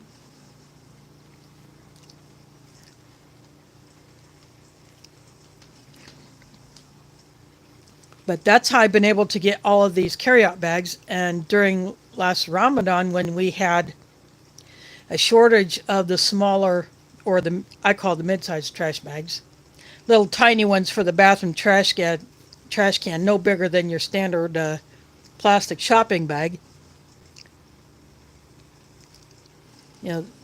We have those for the bathroom trash cans, but the 13 and 30-gallon ones, we were actually out of those for a time.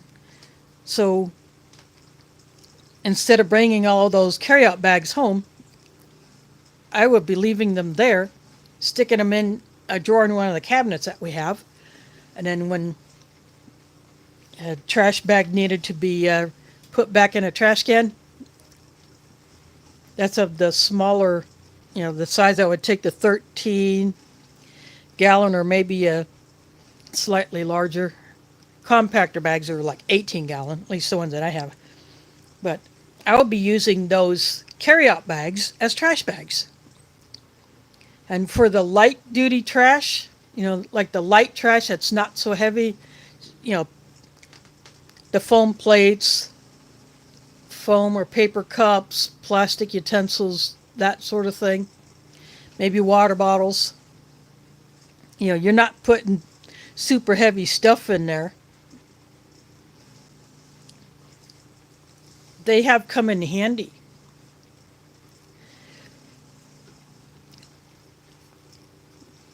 And so if we run into that situation again,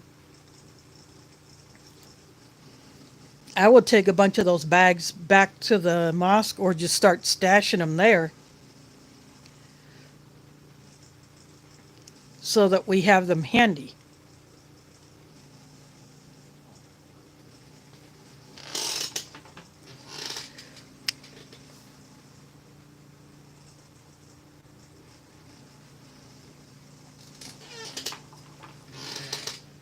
Yeah, CR has a hollow heart.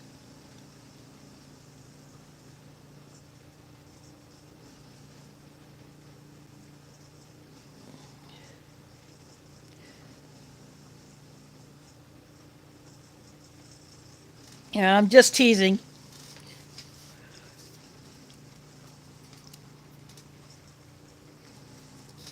And even around here in my building, there have been people who will use one of those large, you know, those clear recycling container trash bags for their laundry, but then once they get their laundry out, they may put it in something else. They just leave that bag. They put it in the trash. So what do? I take that bag out of the trash. I shake it out, and then I stuff it in a drawer because there is no trash can in there. When one of those bags gets full, I take another one out of the drawer, hang it on the other drawer. Because they're so big, you don't have to worry about it popping off or ripping if it gets pretty full because they are such giant bags. They're made for the larger size trash cans, like ones that might hold a 39-gallon trash bag, or not quite the 55-gallon type, or whatever the metric equivalent would be.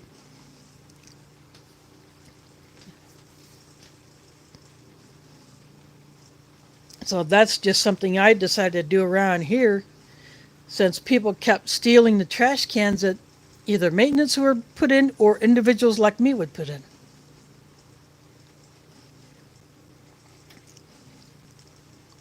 Those drawers and the cabinets below them have nothing in them otherwise. No one uses them for anything because it's a laundry room. There is Strive to Survive in the house. Thanks for dropping in.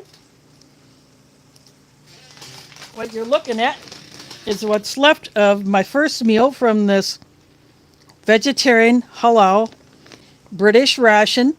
It's a 24-hour ration. I had the mac and cheese. Newer versions come in this bag with no seal, so I cut it open, but only part way, so I could keep the handle.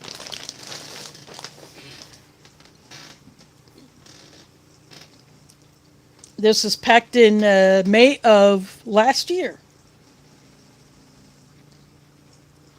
So I do this every Sunday at 8 p.m. Eastern, 7 Central. That's U.S. time. Early in the morning for Emphos and Shadow Scout Swede because they're on the other side of the pond.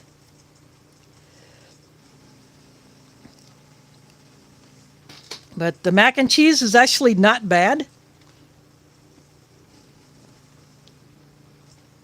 It's a whole lot better than the box stuff.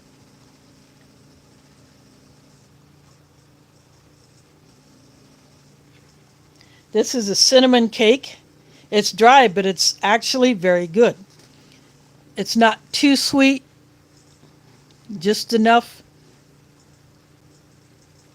to make it seem like a dessert. The cinnamon is very prominent, but not overly done. This is a pear flavored drink mix. Not bad.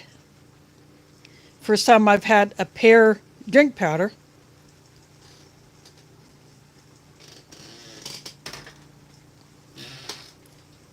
I short the amount of water in these because I like to get the full flavor of it and then decide later if I want to add additional water. These are chili peanuts.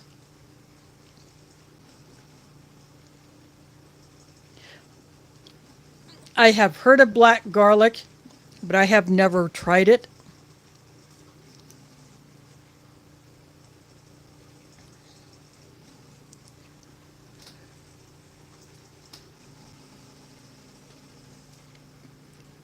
It sounds like it would be very delicious.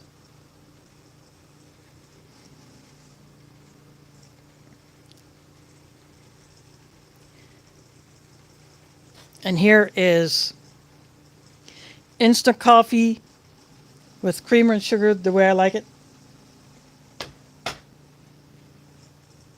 These are not very hot. There's not a whole lot of the chili seasoning on here.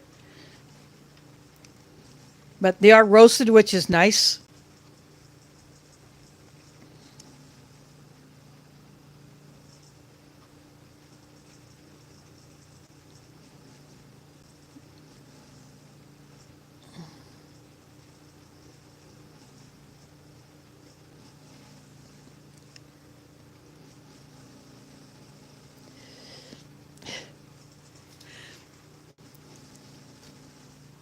You mean muddy water as in pretty weak?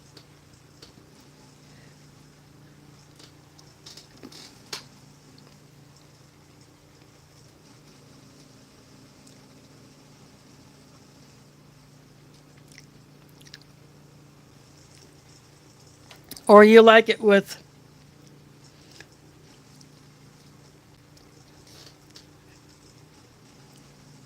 I call it blonde and sweet.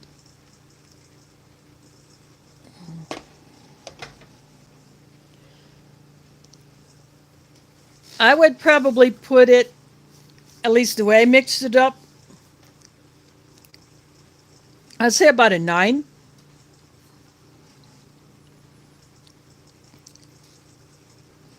It's not so artificial tasting. It tastes like it has real pear flavor in it. It's not so awful sweet that it tastes like pear candy.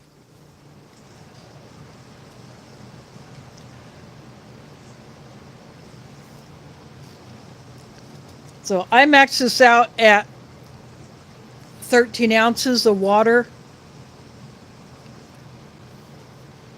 So 500 mils is equivalent to 16.9 ounces of water. So about 3 ounces shy of what the package calls for.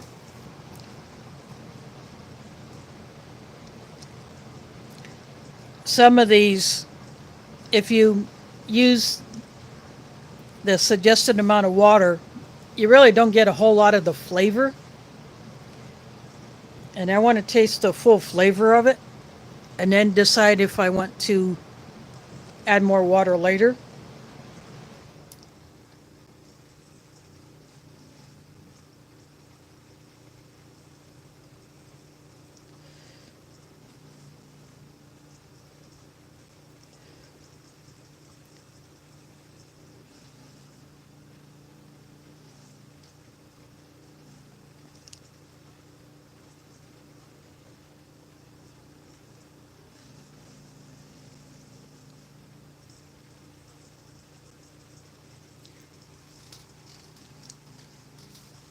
If you get the peanuts that are still in the shell,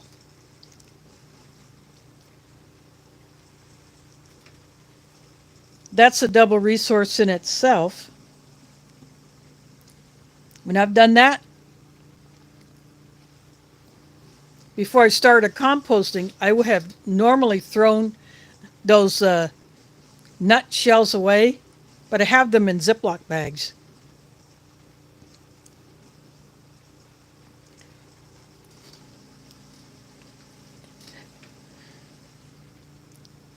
Because I could use them as tinder or additional fuel. Say if I wanted to have a small fire in my twig stove or in another can, or a little steel bucket that I call a burn bucket because I have actually burned paper and wood in it. Plus, I wanted to burn all of the paint off of it. But I could use those shells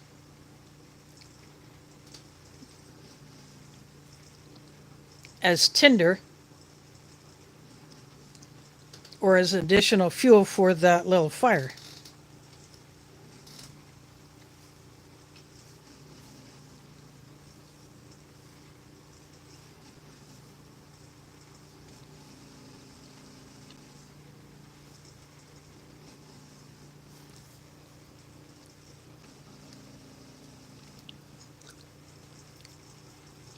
So I have bags of peanut shells and pistachio shells.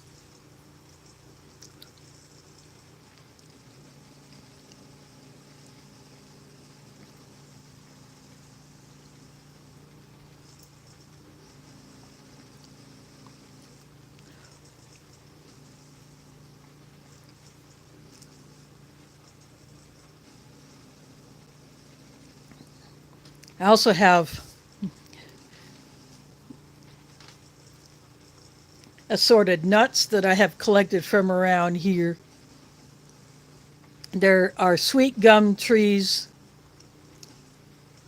in the park across the street. We have one or two walnut trees along one side of the parking lot. There are hickory trees here as well. Then the sycamore trees have a nut that they drop. That's about the size of a ping pong ball. And then there's another one that looks kind of like a sea urchin crossed with a pine cone. But they're biggest ones I have picked up are only about that big around. I don't remember what kind of tree those came from, but I also have acorns, and what I'm thinking of doing is I would actually like to char them, turn them into charcoal.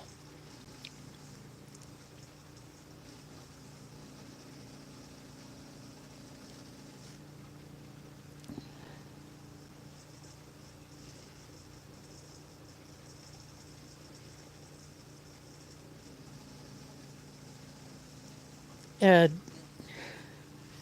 yeah, you should be glad Shadow is on the other side of the pond. Otherwise, you might be missing those peanuts. But yeah, I'm thinking about charring those nuts. I mean, to me, the acorns could be edible if you went through the whole process of treating them.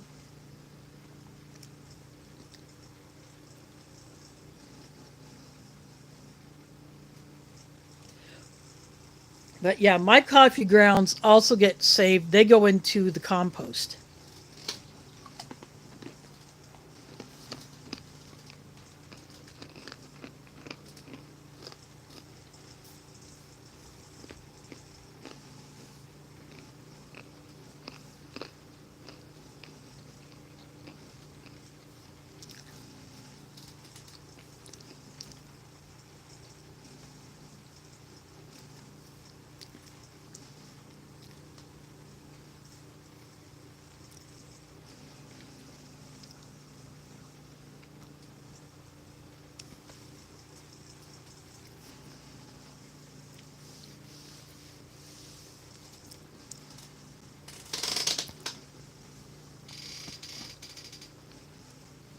Thanks for dropping in. Strive to survive. Hope to see you another time.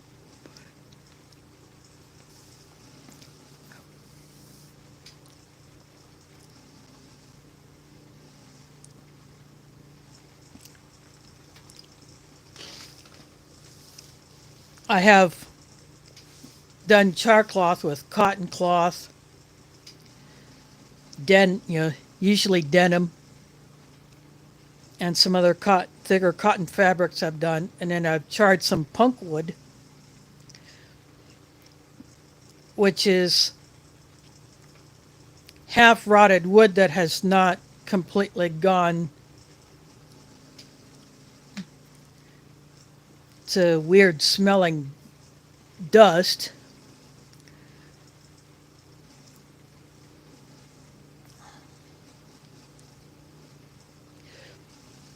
But yeah, my coffee grounds are the base material for my compost, and then any other plant material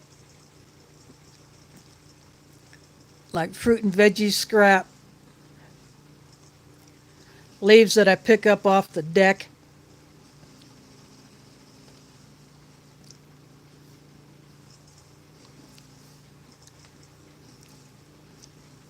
Those get added in. And then when I've harvested my leaves, my herbs and greens, the bits that I don't keep get added to the compost as well.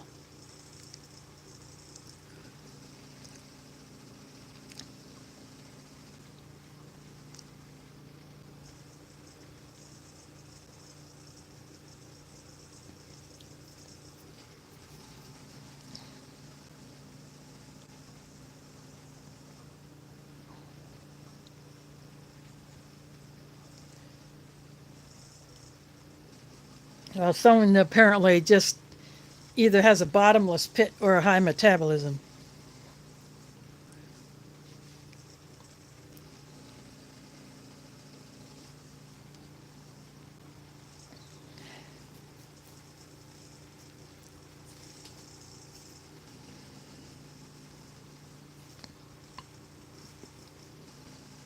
I love to see CR do a video on opening up and eating a Canadian ration.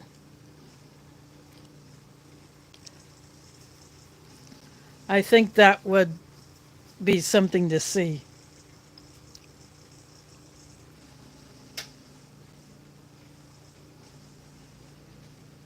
Nope, Latter would be the correct spelling. A ladder is something that you climb up or down if you're in a high place.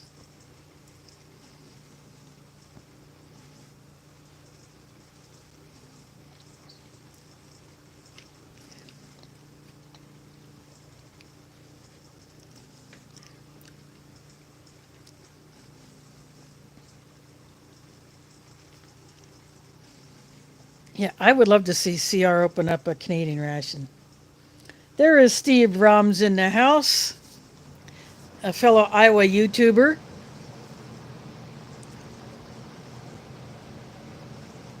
Also known as Willie. He goes by Willie among other locals here, but on YouTube he is Steve Roms, but everybody around here calls him Willie. But he'll answer to both.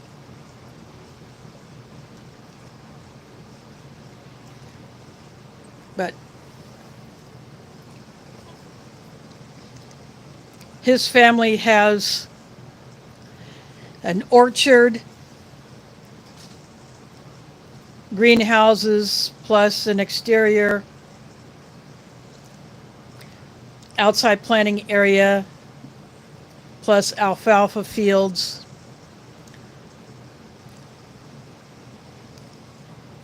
They have chickens that they collect eggs from. They sell at farmers markets around their area. And I've been on their property before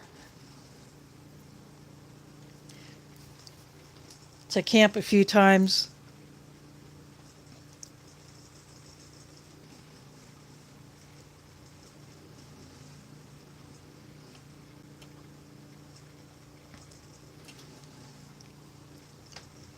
So there will be updates about what's going on there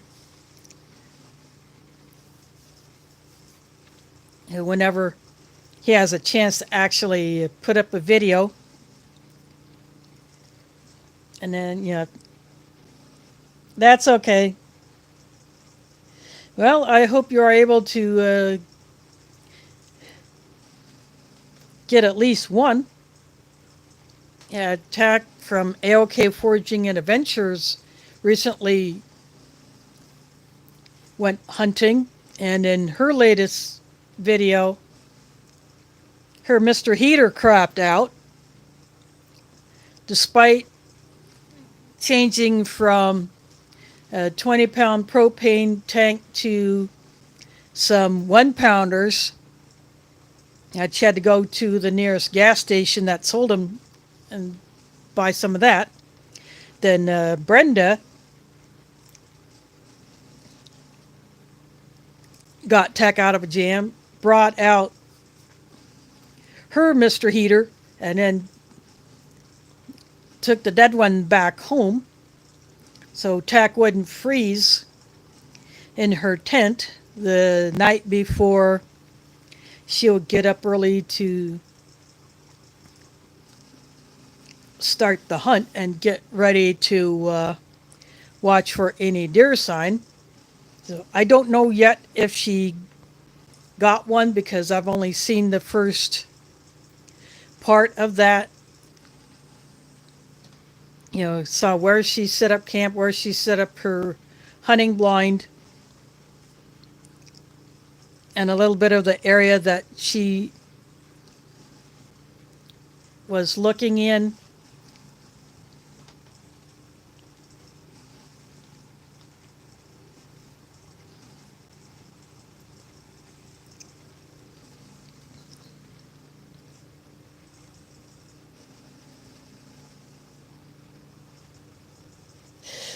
Yeah. Yeah, that's probably how she got a hold of Brenda, because sometimes you can send a text and it doesn't take as much bandwidth as making a call.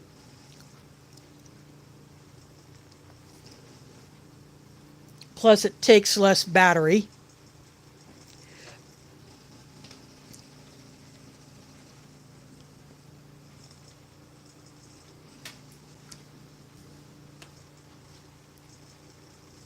But yeah, it's a good thing they had at least 2 of those heaters so Brenda could bring Plan B.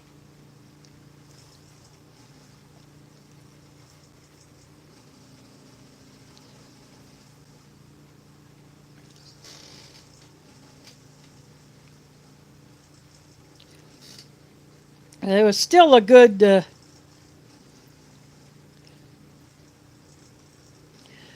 first video on that area where she had decided to hunt.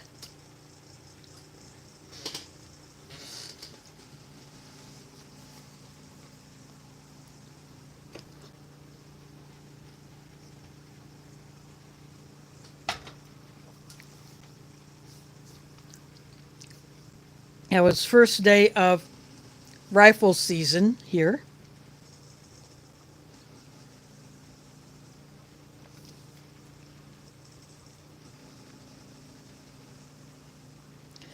Oh, that's awesome. Yeah, speaking of a deer meat, some is being held in reserve for me. I just haven't had room in my little freezer to get it, so I will probably bring that home later this month.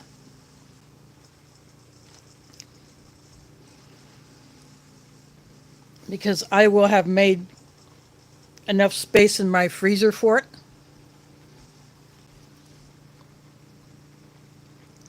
I just have the little freezer that's on top of my fridge.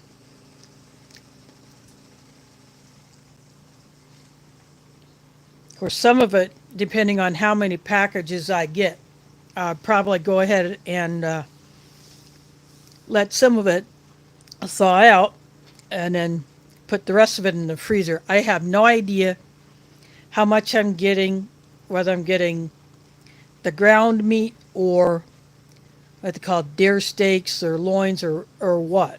I just know that some deer meat is being held for me to pick up when it's convenient for me to bring it home when I have space in my freezer. The last place I lived, I had a small chest freezer, but it went to crap. So when I moved there, or from there to here, I just left it because there's no sense in bringing a freezer if it's dead.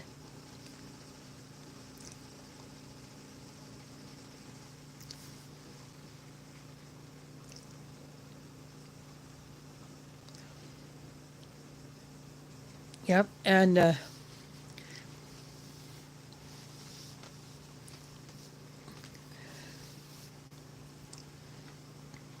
course, Tech has done that too. She has given some of the meat that she harvests to other people.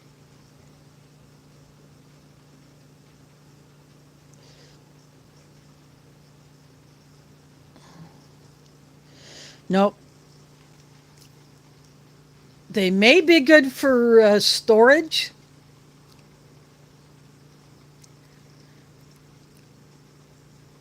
but I just did not want to deal with that thing since I was moving out of a larger place into this smaller apartment. I just didn't want to deal with that nonsense.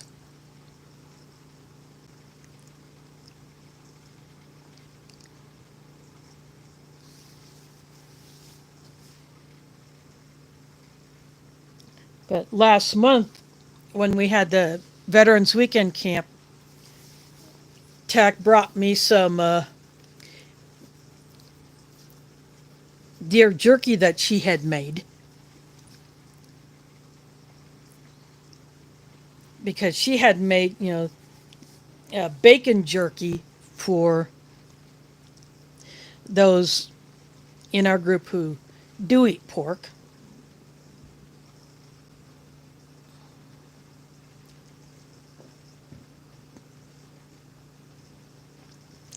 Yeah, they would.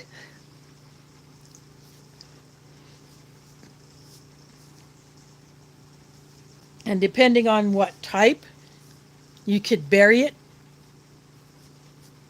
where only the lid shows.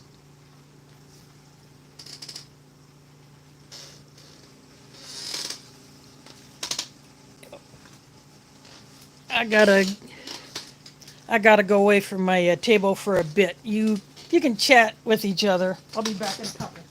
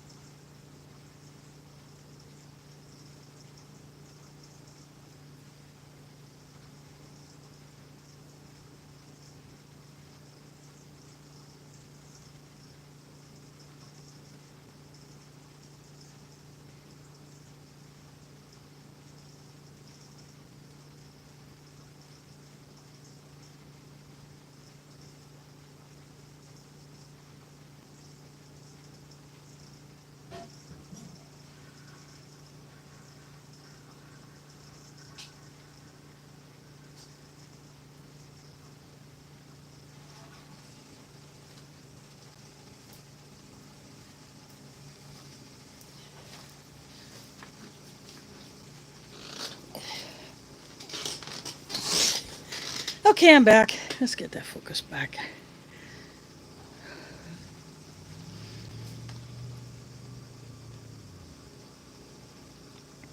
Stanton shenanigans in the house. Thanks for dropping in. I just had to step away from my table for a couple. Yes, I did actually drink the rest of that coffee eggnog that I had done a review on earlier this afternoon.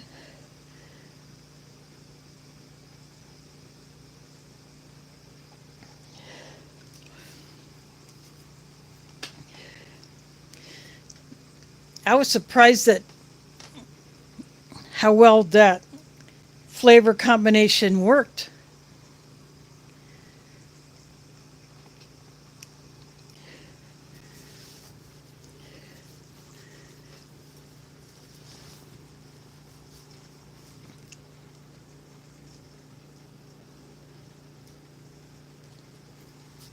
Yeah, I got to catch up on some of those videos. But I will get to them.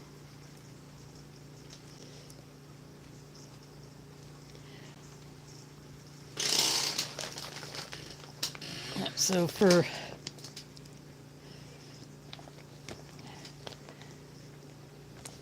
tonight, I had the mac and cheese,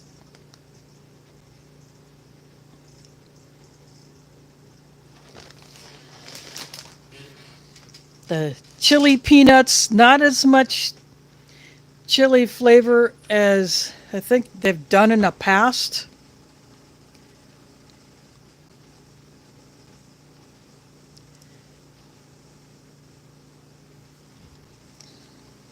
And this is the pear drink, which is actually not too bad.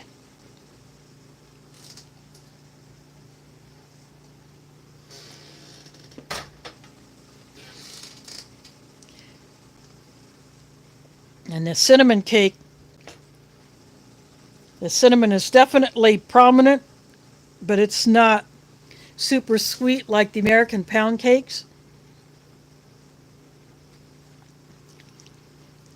But I had never had a pear flavored drink powder out of any ration before, so I decided to go for that. Then the other three flavors, there's a pineapple, there's a grapefruit. I've had both of those flavors, but then there's a strawberry that I have not had before. So I think I will go for that one next time. But everything in this ration is an unbranded, nondescript looking packaging, except for the cheesy oat biscuits. They're in a wrapper that's the color of the cheese spread.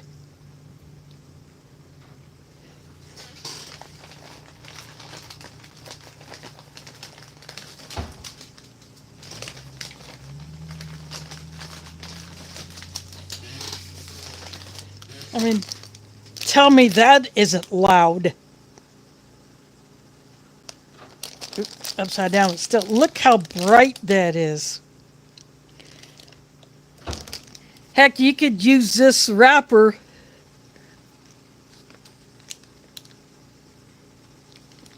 as kind of a visual signal if you were needing to mark a trail.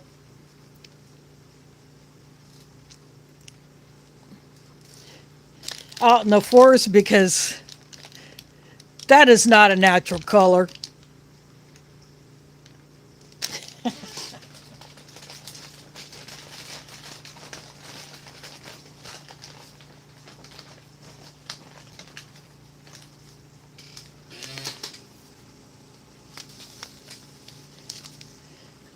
I mean, everything else is, or mostly everything else is sort of in varying shades of tan or brown.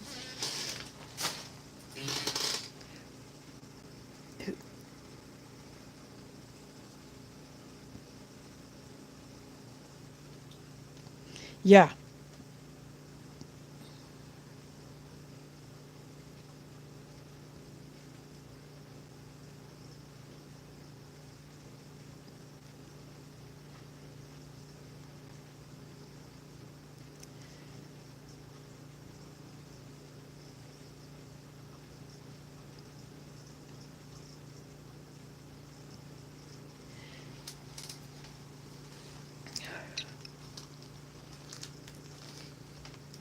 You know, after I do eat those biscuits, I may actually keep that wrapper and stick it in one of my kits so I can have it as a like a trail marker or something like that. And because it's a mylar type wrapping, although it's not mirror shiny, it's still just like any other mylar bag on the inside.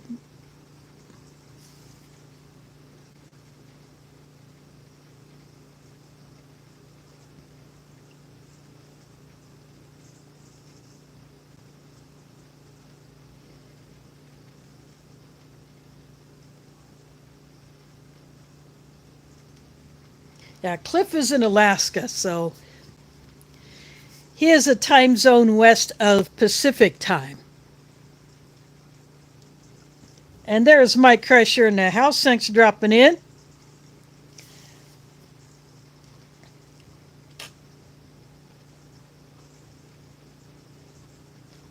I had the mac and cheese tonight, so the chickpea curry will be next time. And I will eat those biscuits, those cheesy oat biscuits next time.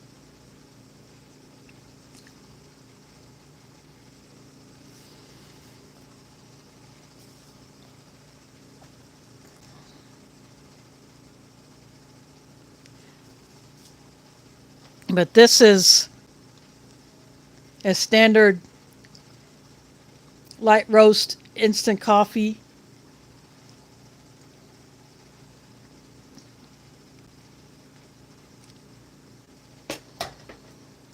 It's not up there with Ron Bouts or Dow Egbert coffee, but it's not bad for an instant coffee from a ration. Oh, yeah, you better.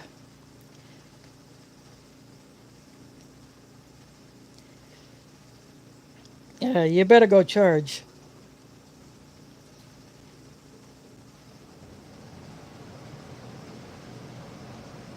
Well, thanks for dropping in. Yeah, both of you, Steve Brahms and LC.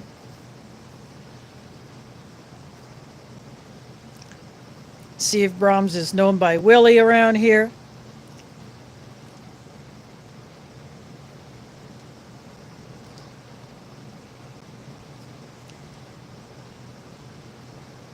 He has been deer hunting.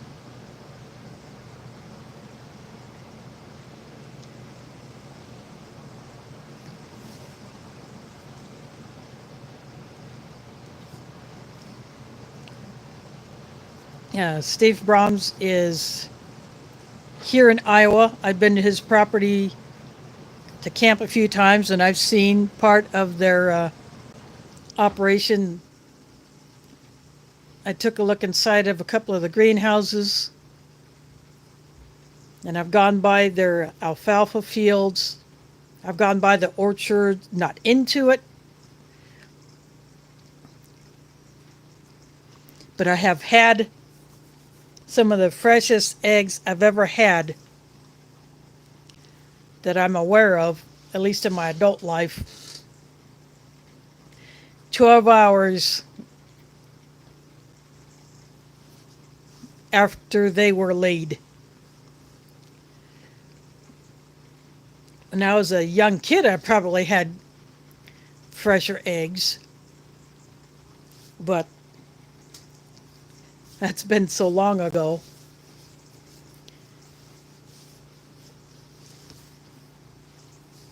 I don't know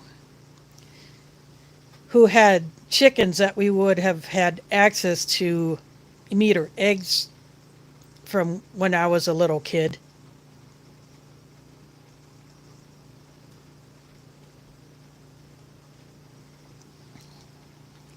But yeah, those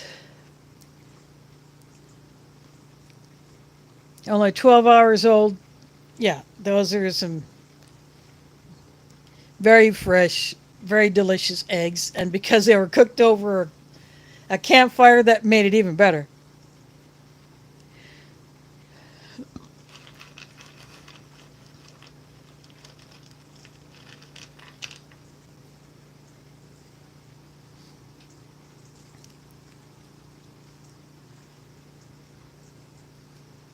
And also, the Brahms family, they are direct relatives and descendants of Johannes Brahms, the German composer.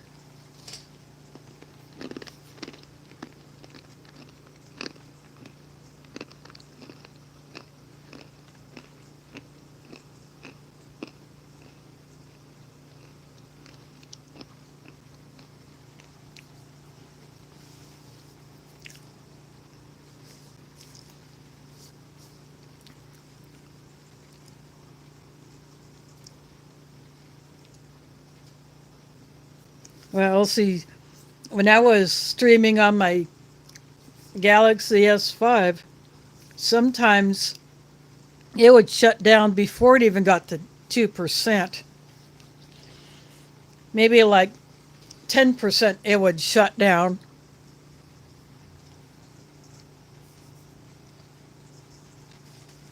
And it would take so long for it to boot up.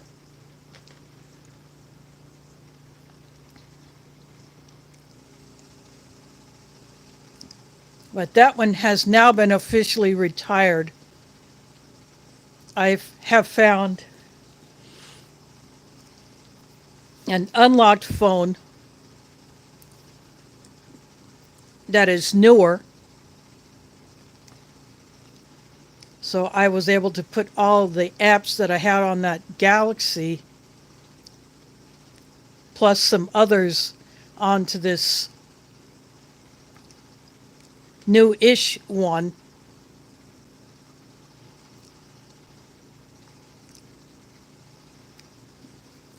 And this one actually came with a 64 gig memory card, so I put that in.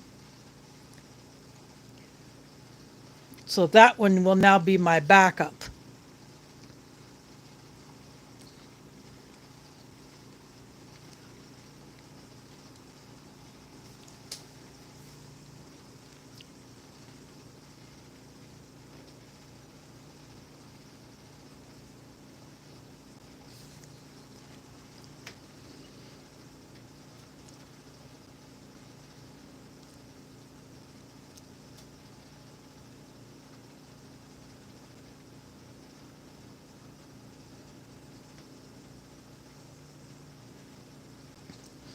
As I was saying earlier, CR needs to get a hold of a Canadian ration, open and eat that one on camera.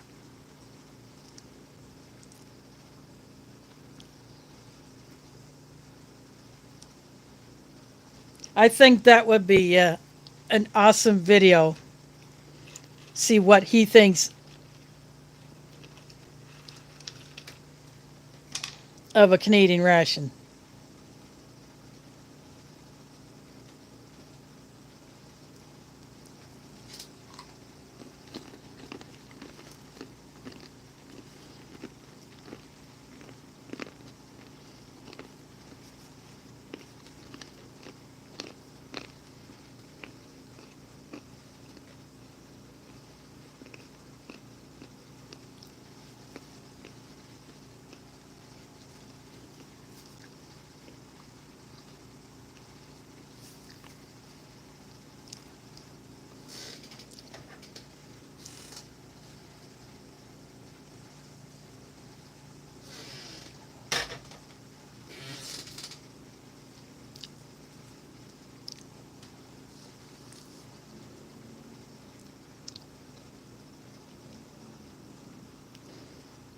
Yeah, you need to kick that autocorrect to the curb.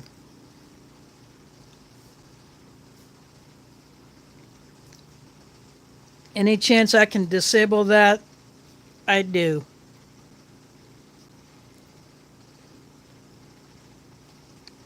Because it likes to mess up or flag as errors any unusual names, place names. Like before I figured out how to shut that stupid thing off, it would always flag my city name as an error and it would want to change it to something else unless you fix it right before you post it and then leave your cursor somewhere in there. That way it did not change it to some other totally unrelated word.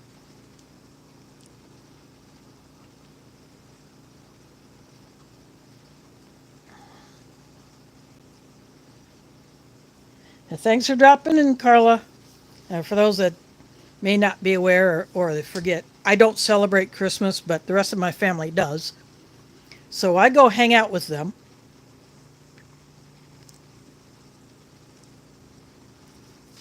And last year, they did what they call the white elephant gift exchange. Although not everything was put into a white bag or a white box. It's basically none of them are labeled.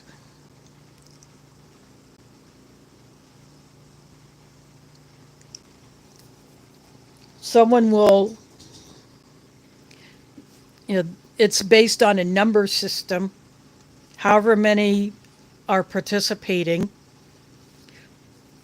And then a number is called. Then you're given that item with the number. But then there's a twist to it.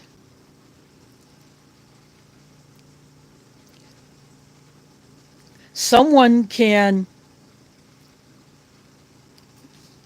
offer to swap it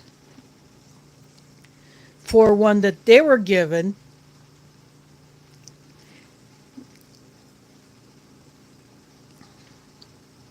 And that can go around maybe once or twice. So, for instance, I ended up with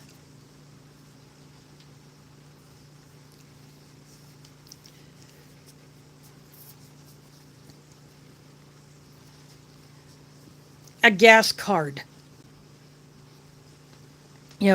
specifically to buy gas at a gas station. I don't drive. So someone else offered to trade what they're given for that. So I ended up with this oversized hoodie that you can put on to layer over other things, and you could wear it as a standalone jacket if you needed to. So my niece first ended up with it, but it was way too big for her. So then she ended up trading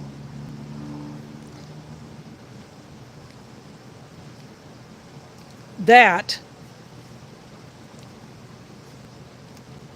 for the one that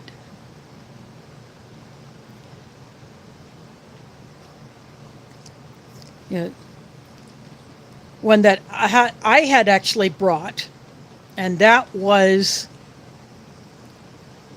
the snow brush with a hat, a pair of gloves, and some hand warmers.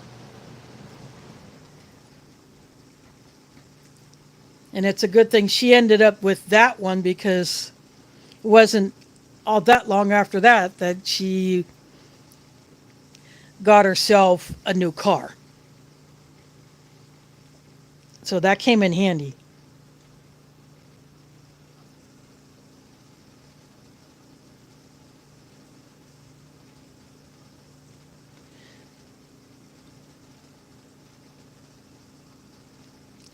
So this time around,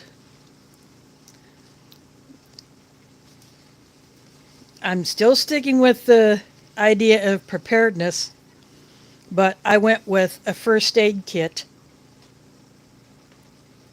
Plus, I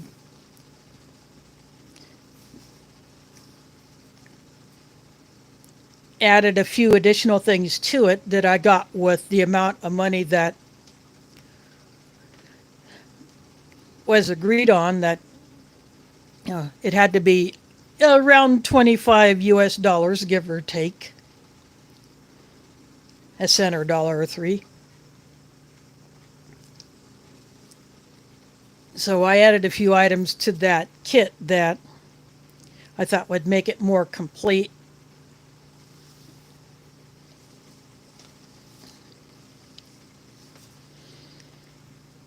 So that's what I did. So that is now in a nondescript bag.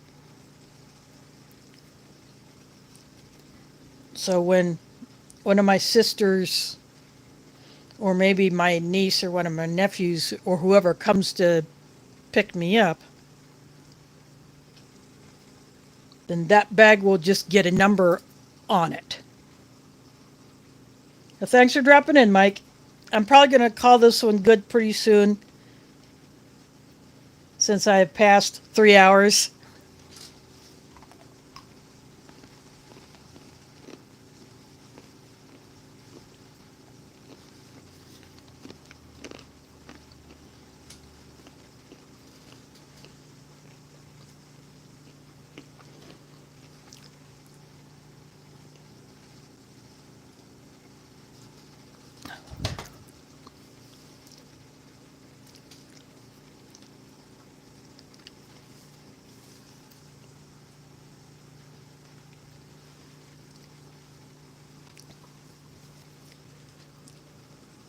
But just like I did with the French ration, I will go ahead and finish this one off next time.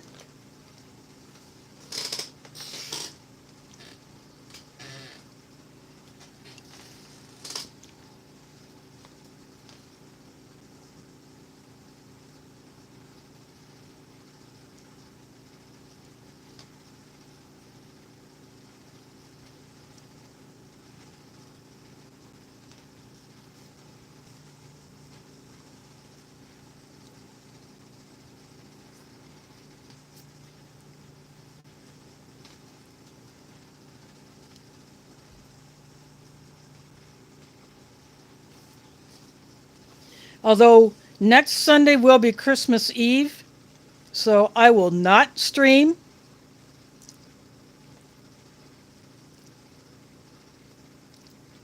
Next Sunday, because I will not even be here, because that is when my sisters, my relatives like to get together.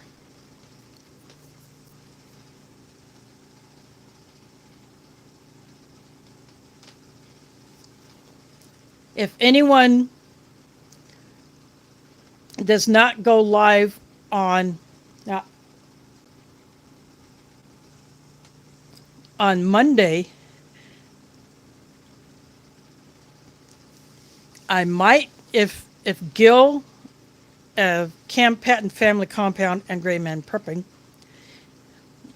if he goes live on Monday, I may follow him up, or I may do it on Saturday.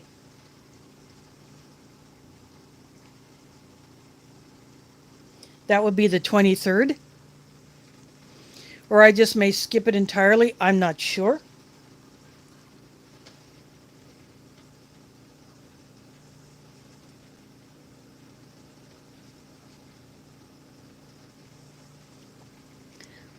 So with that, is that 8 p.m. U.S. Eastern or 8 p.m. your time?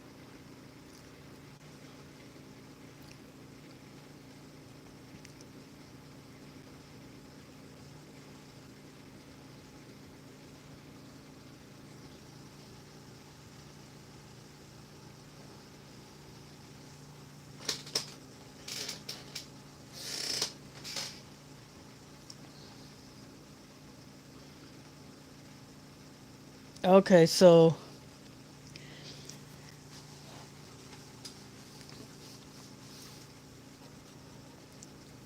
that would be 2 p.m. U.S. Eastern, 1 p.m. Central Time. So I will still be at the mosque at that time, so I would miss it.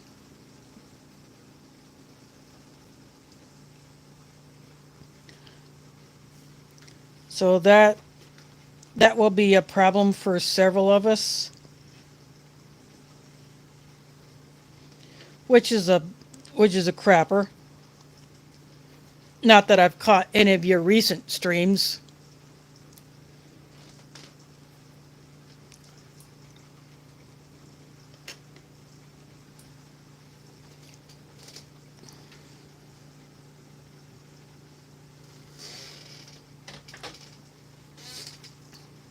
It's getting crooked again.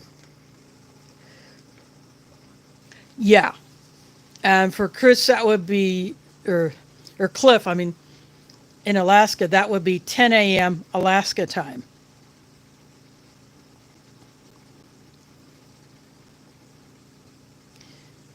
Yeah, that's going to be a bit of a bugger. So,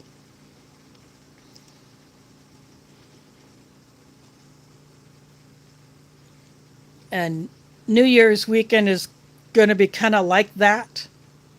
Although I don't go out New Year's Eve,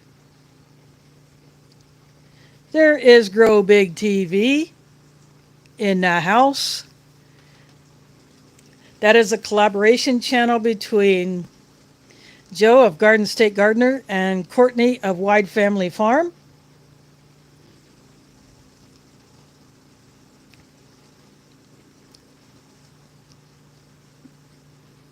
It is a new channel all about gardening.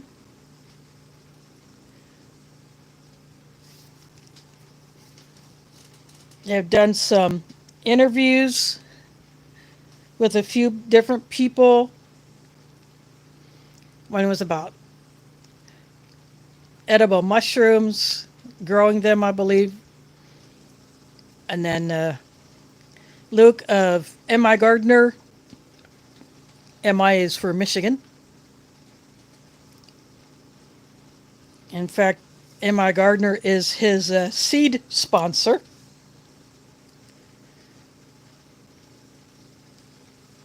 Well, their seed sponsor, I should say, since it's a collaboration channel. But they have an interview with a master gardener from England. They had to record that one because of the time difference and then just play that video of that interview instead of doing it live because of the time difference between the US and England.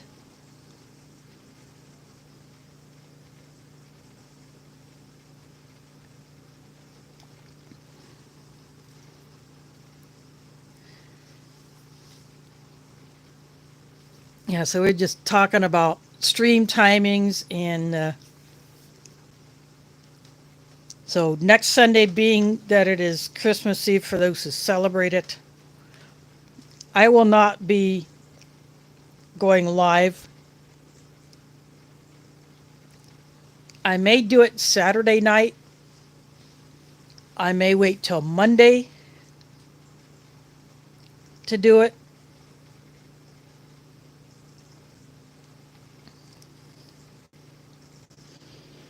Or it just may be skipped entirely. I'm not sure.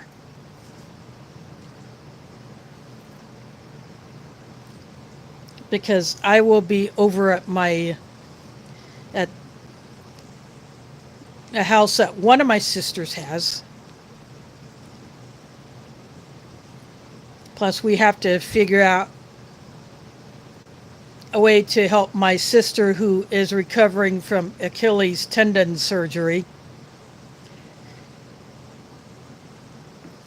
She has gotten rid of the boot, but after she got some of her stitches out, they put a full cast with just her toes exposed, and it runs up probably almost all the way to her knee. The same or very similar type of surgery that Joe had. And he can tell you all about the long recovery.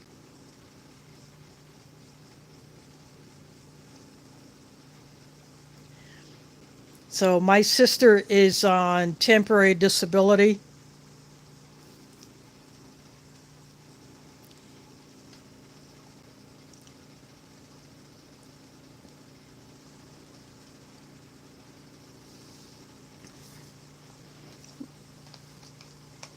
But, it had to be done. She had to get it taken care of. But because, in a way, it's a good thing she had it done now because she should be pretty much recovered by the time we have our annual family trip in early August. We are already booked. In fact, we booked last year for the Lake Icaria cabins for 2025. So 2 years ago, we booked for 2024 for next year. So this year, we booked for 2025. And we're still having to book 2 years in advance in order to get the same two cabins at roughly the same time period. But with my brother being up here, I'm not sure if he took his driver's test to get an Iowa license so that he can drive as soon as he can get access to a vehicle, although he might drive my sister's vehicle while she cannot until he can get one of his own. So that's probably what's going to happen. Since my sister cannot drive for quite some time, that she can't put any weight on it at all for 2 months.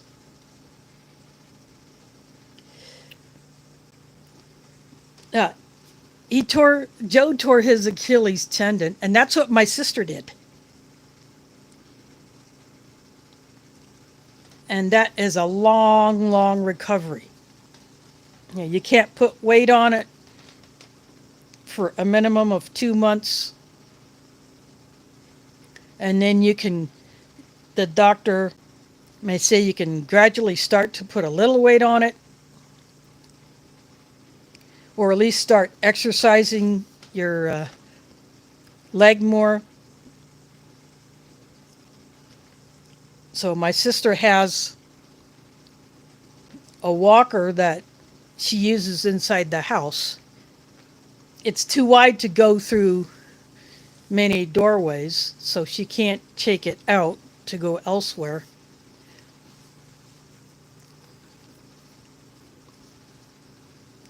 But my mom has a transport wheelchair, so we may end up employing that.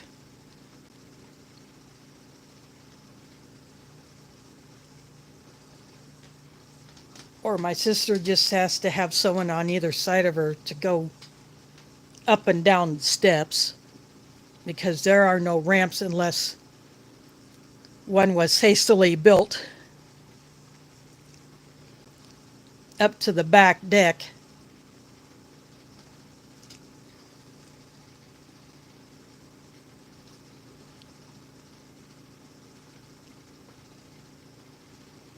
That with potentially having another driver in the family, my brother will be able to take my mom to some of her appointments, and then take my sister to hers or to come pick me up when I go spend time with them, or if for some reason I still have to, I mean, I've not had to do this yet, but I want to be prepared in case I do have to go spend some time with my sister, to do things for her if no one else is going to be at home, say like, to get her lunch or supper or whatever, she needs something to drink or she needs help in the bathroom.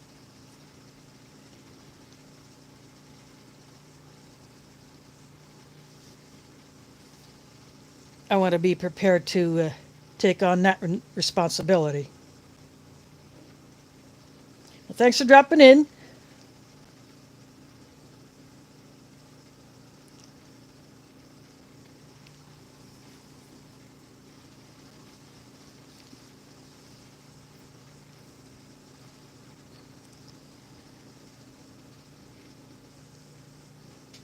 Yeah, the Achilles tendon is not, I mean, it's more than just right there at the bottom of your ankle. It goes pretty far up the leg. Yeah, when you can't put weight on your foot for 2 months, yeah, going to the bathroom is going to be a bit of an issue.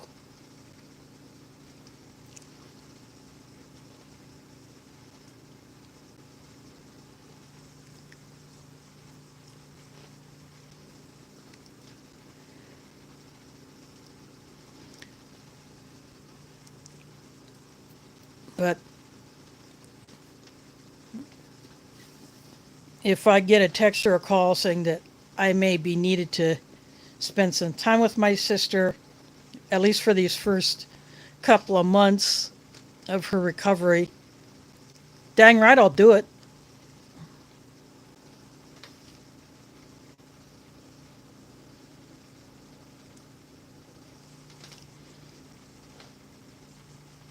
But that's what I've said in the past, and if I do have to do that, then I will toss up a community post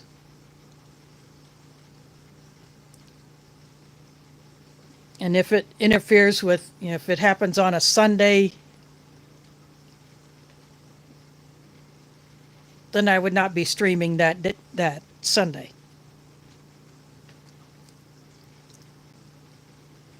But if it happens at another time, then I'll still do it.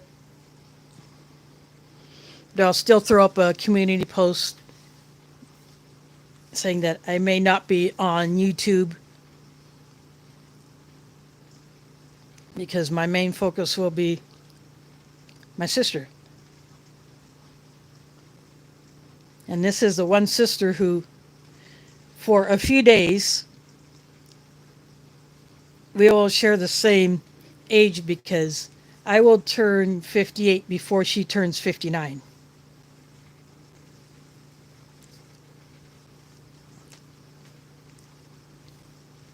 So for 13 days, we will both be 58 until she turns 59.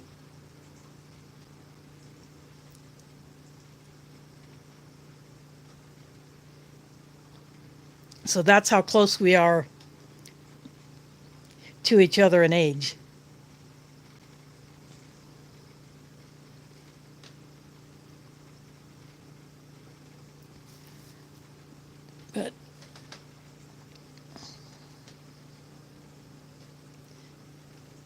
But I think I'm going to go ahead and call this one good. I will finish off my cake and my coffee and my pear drink, and I'll even go after those nut crumbs.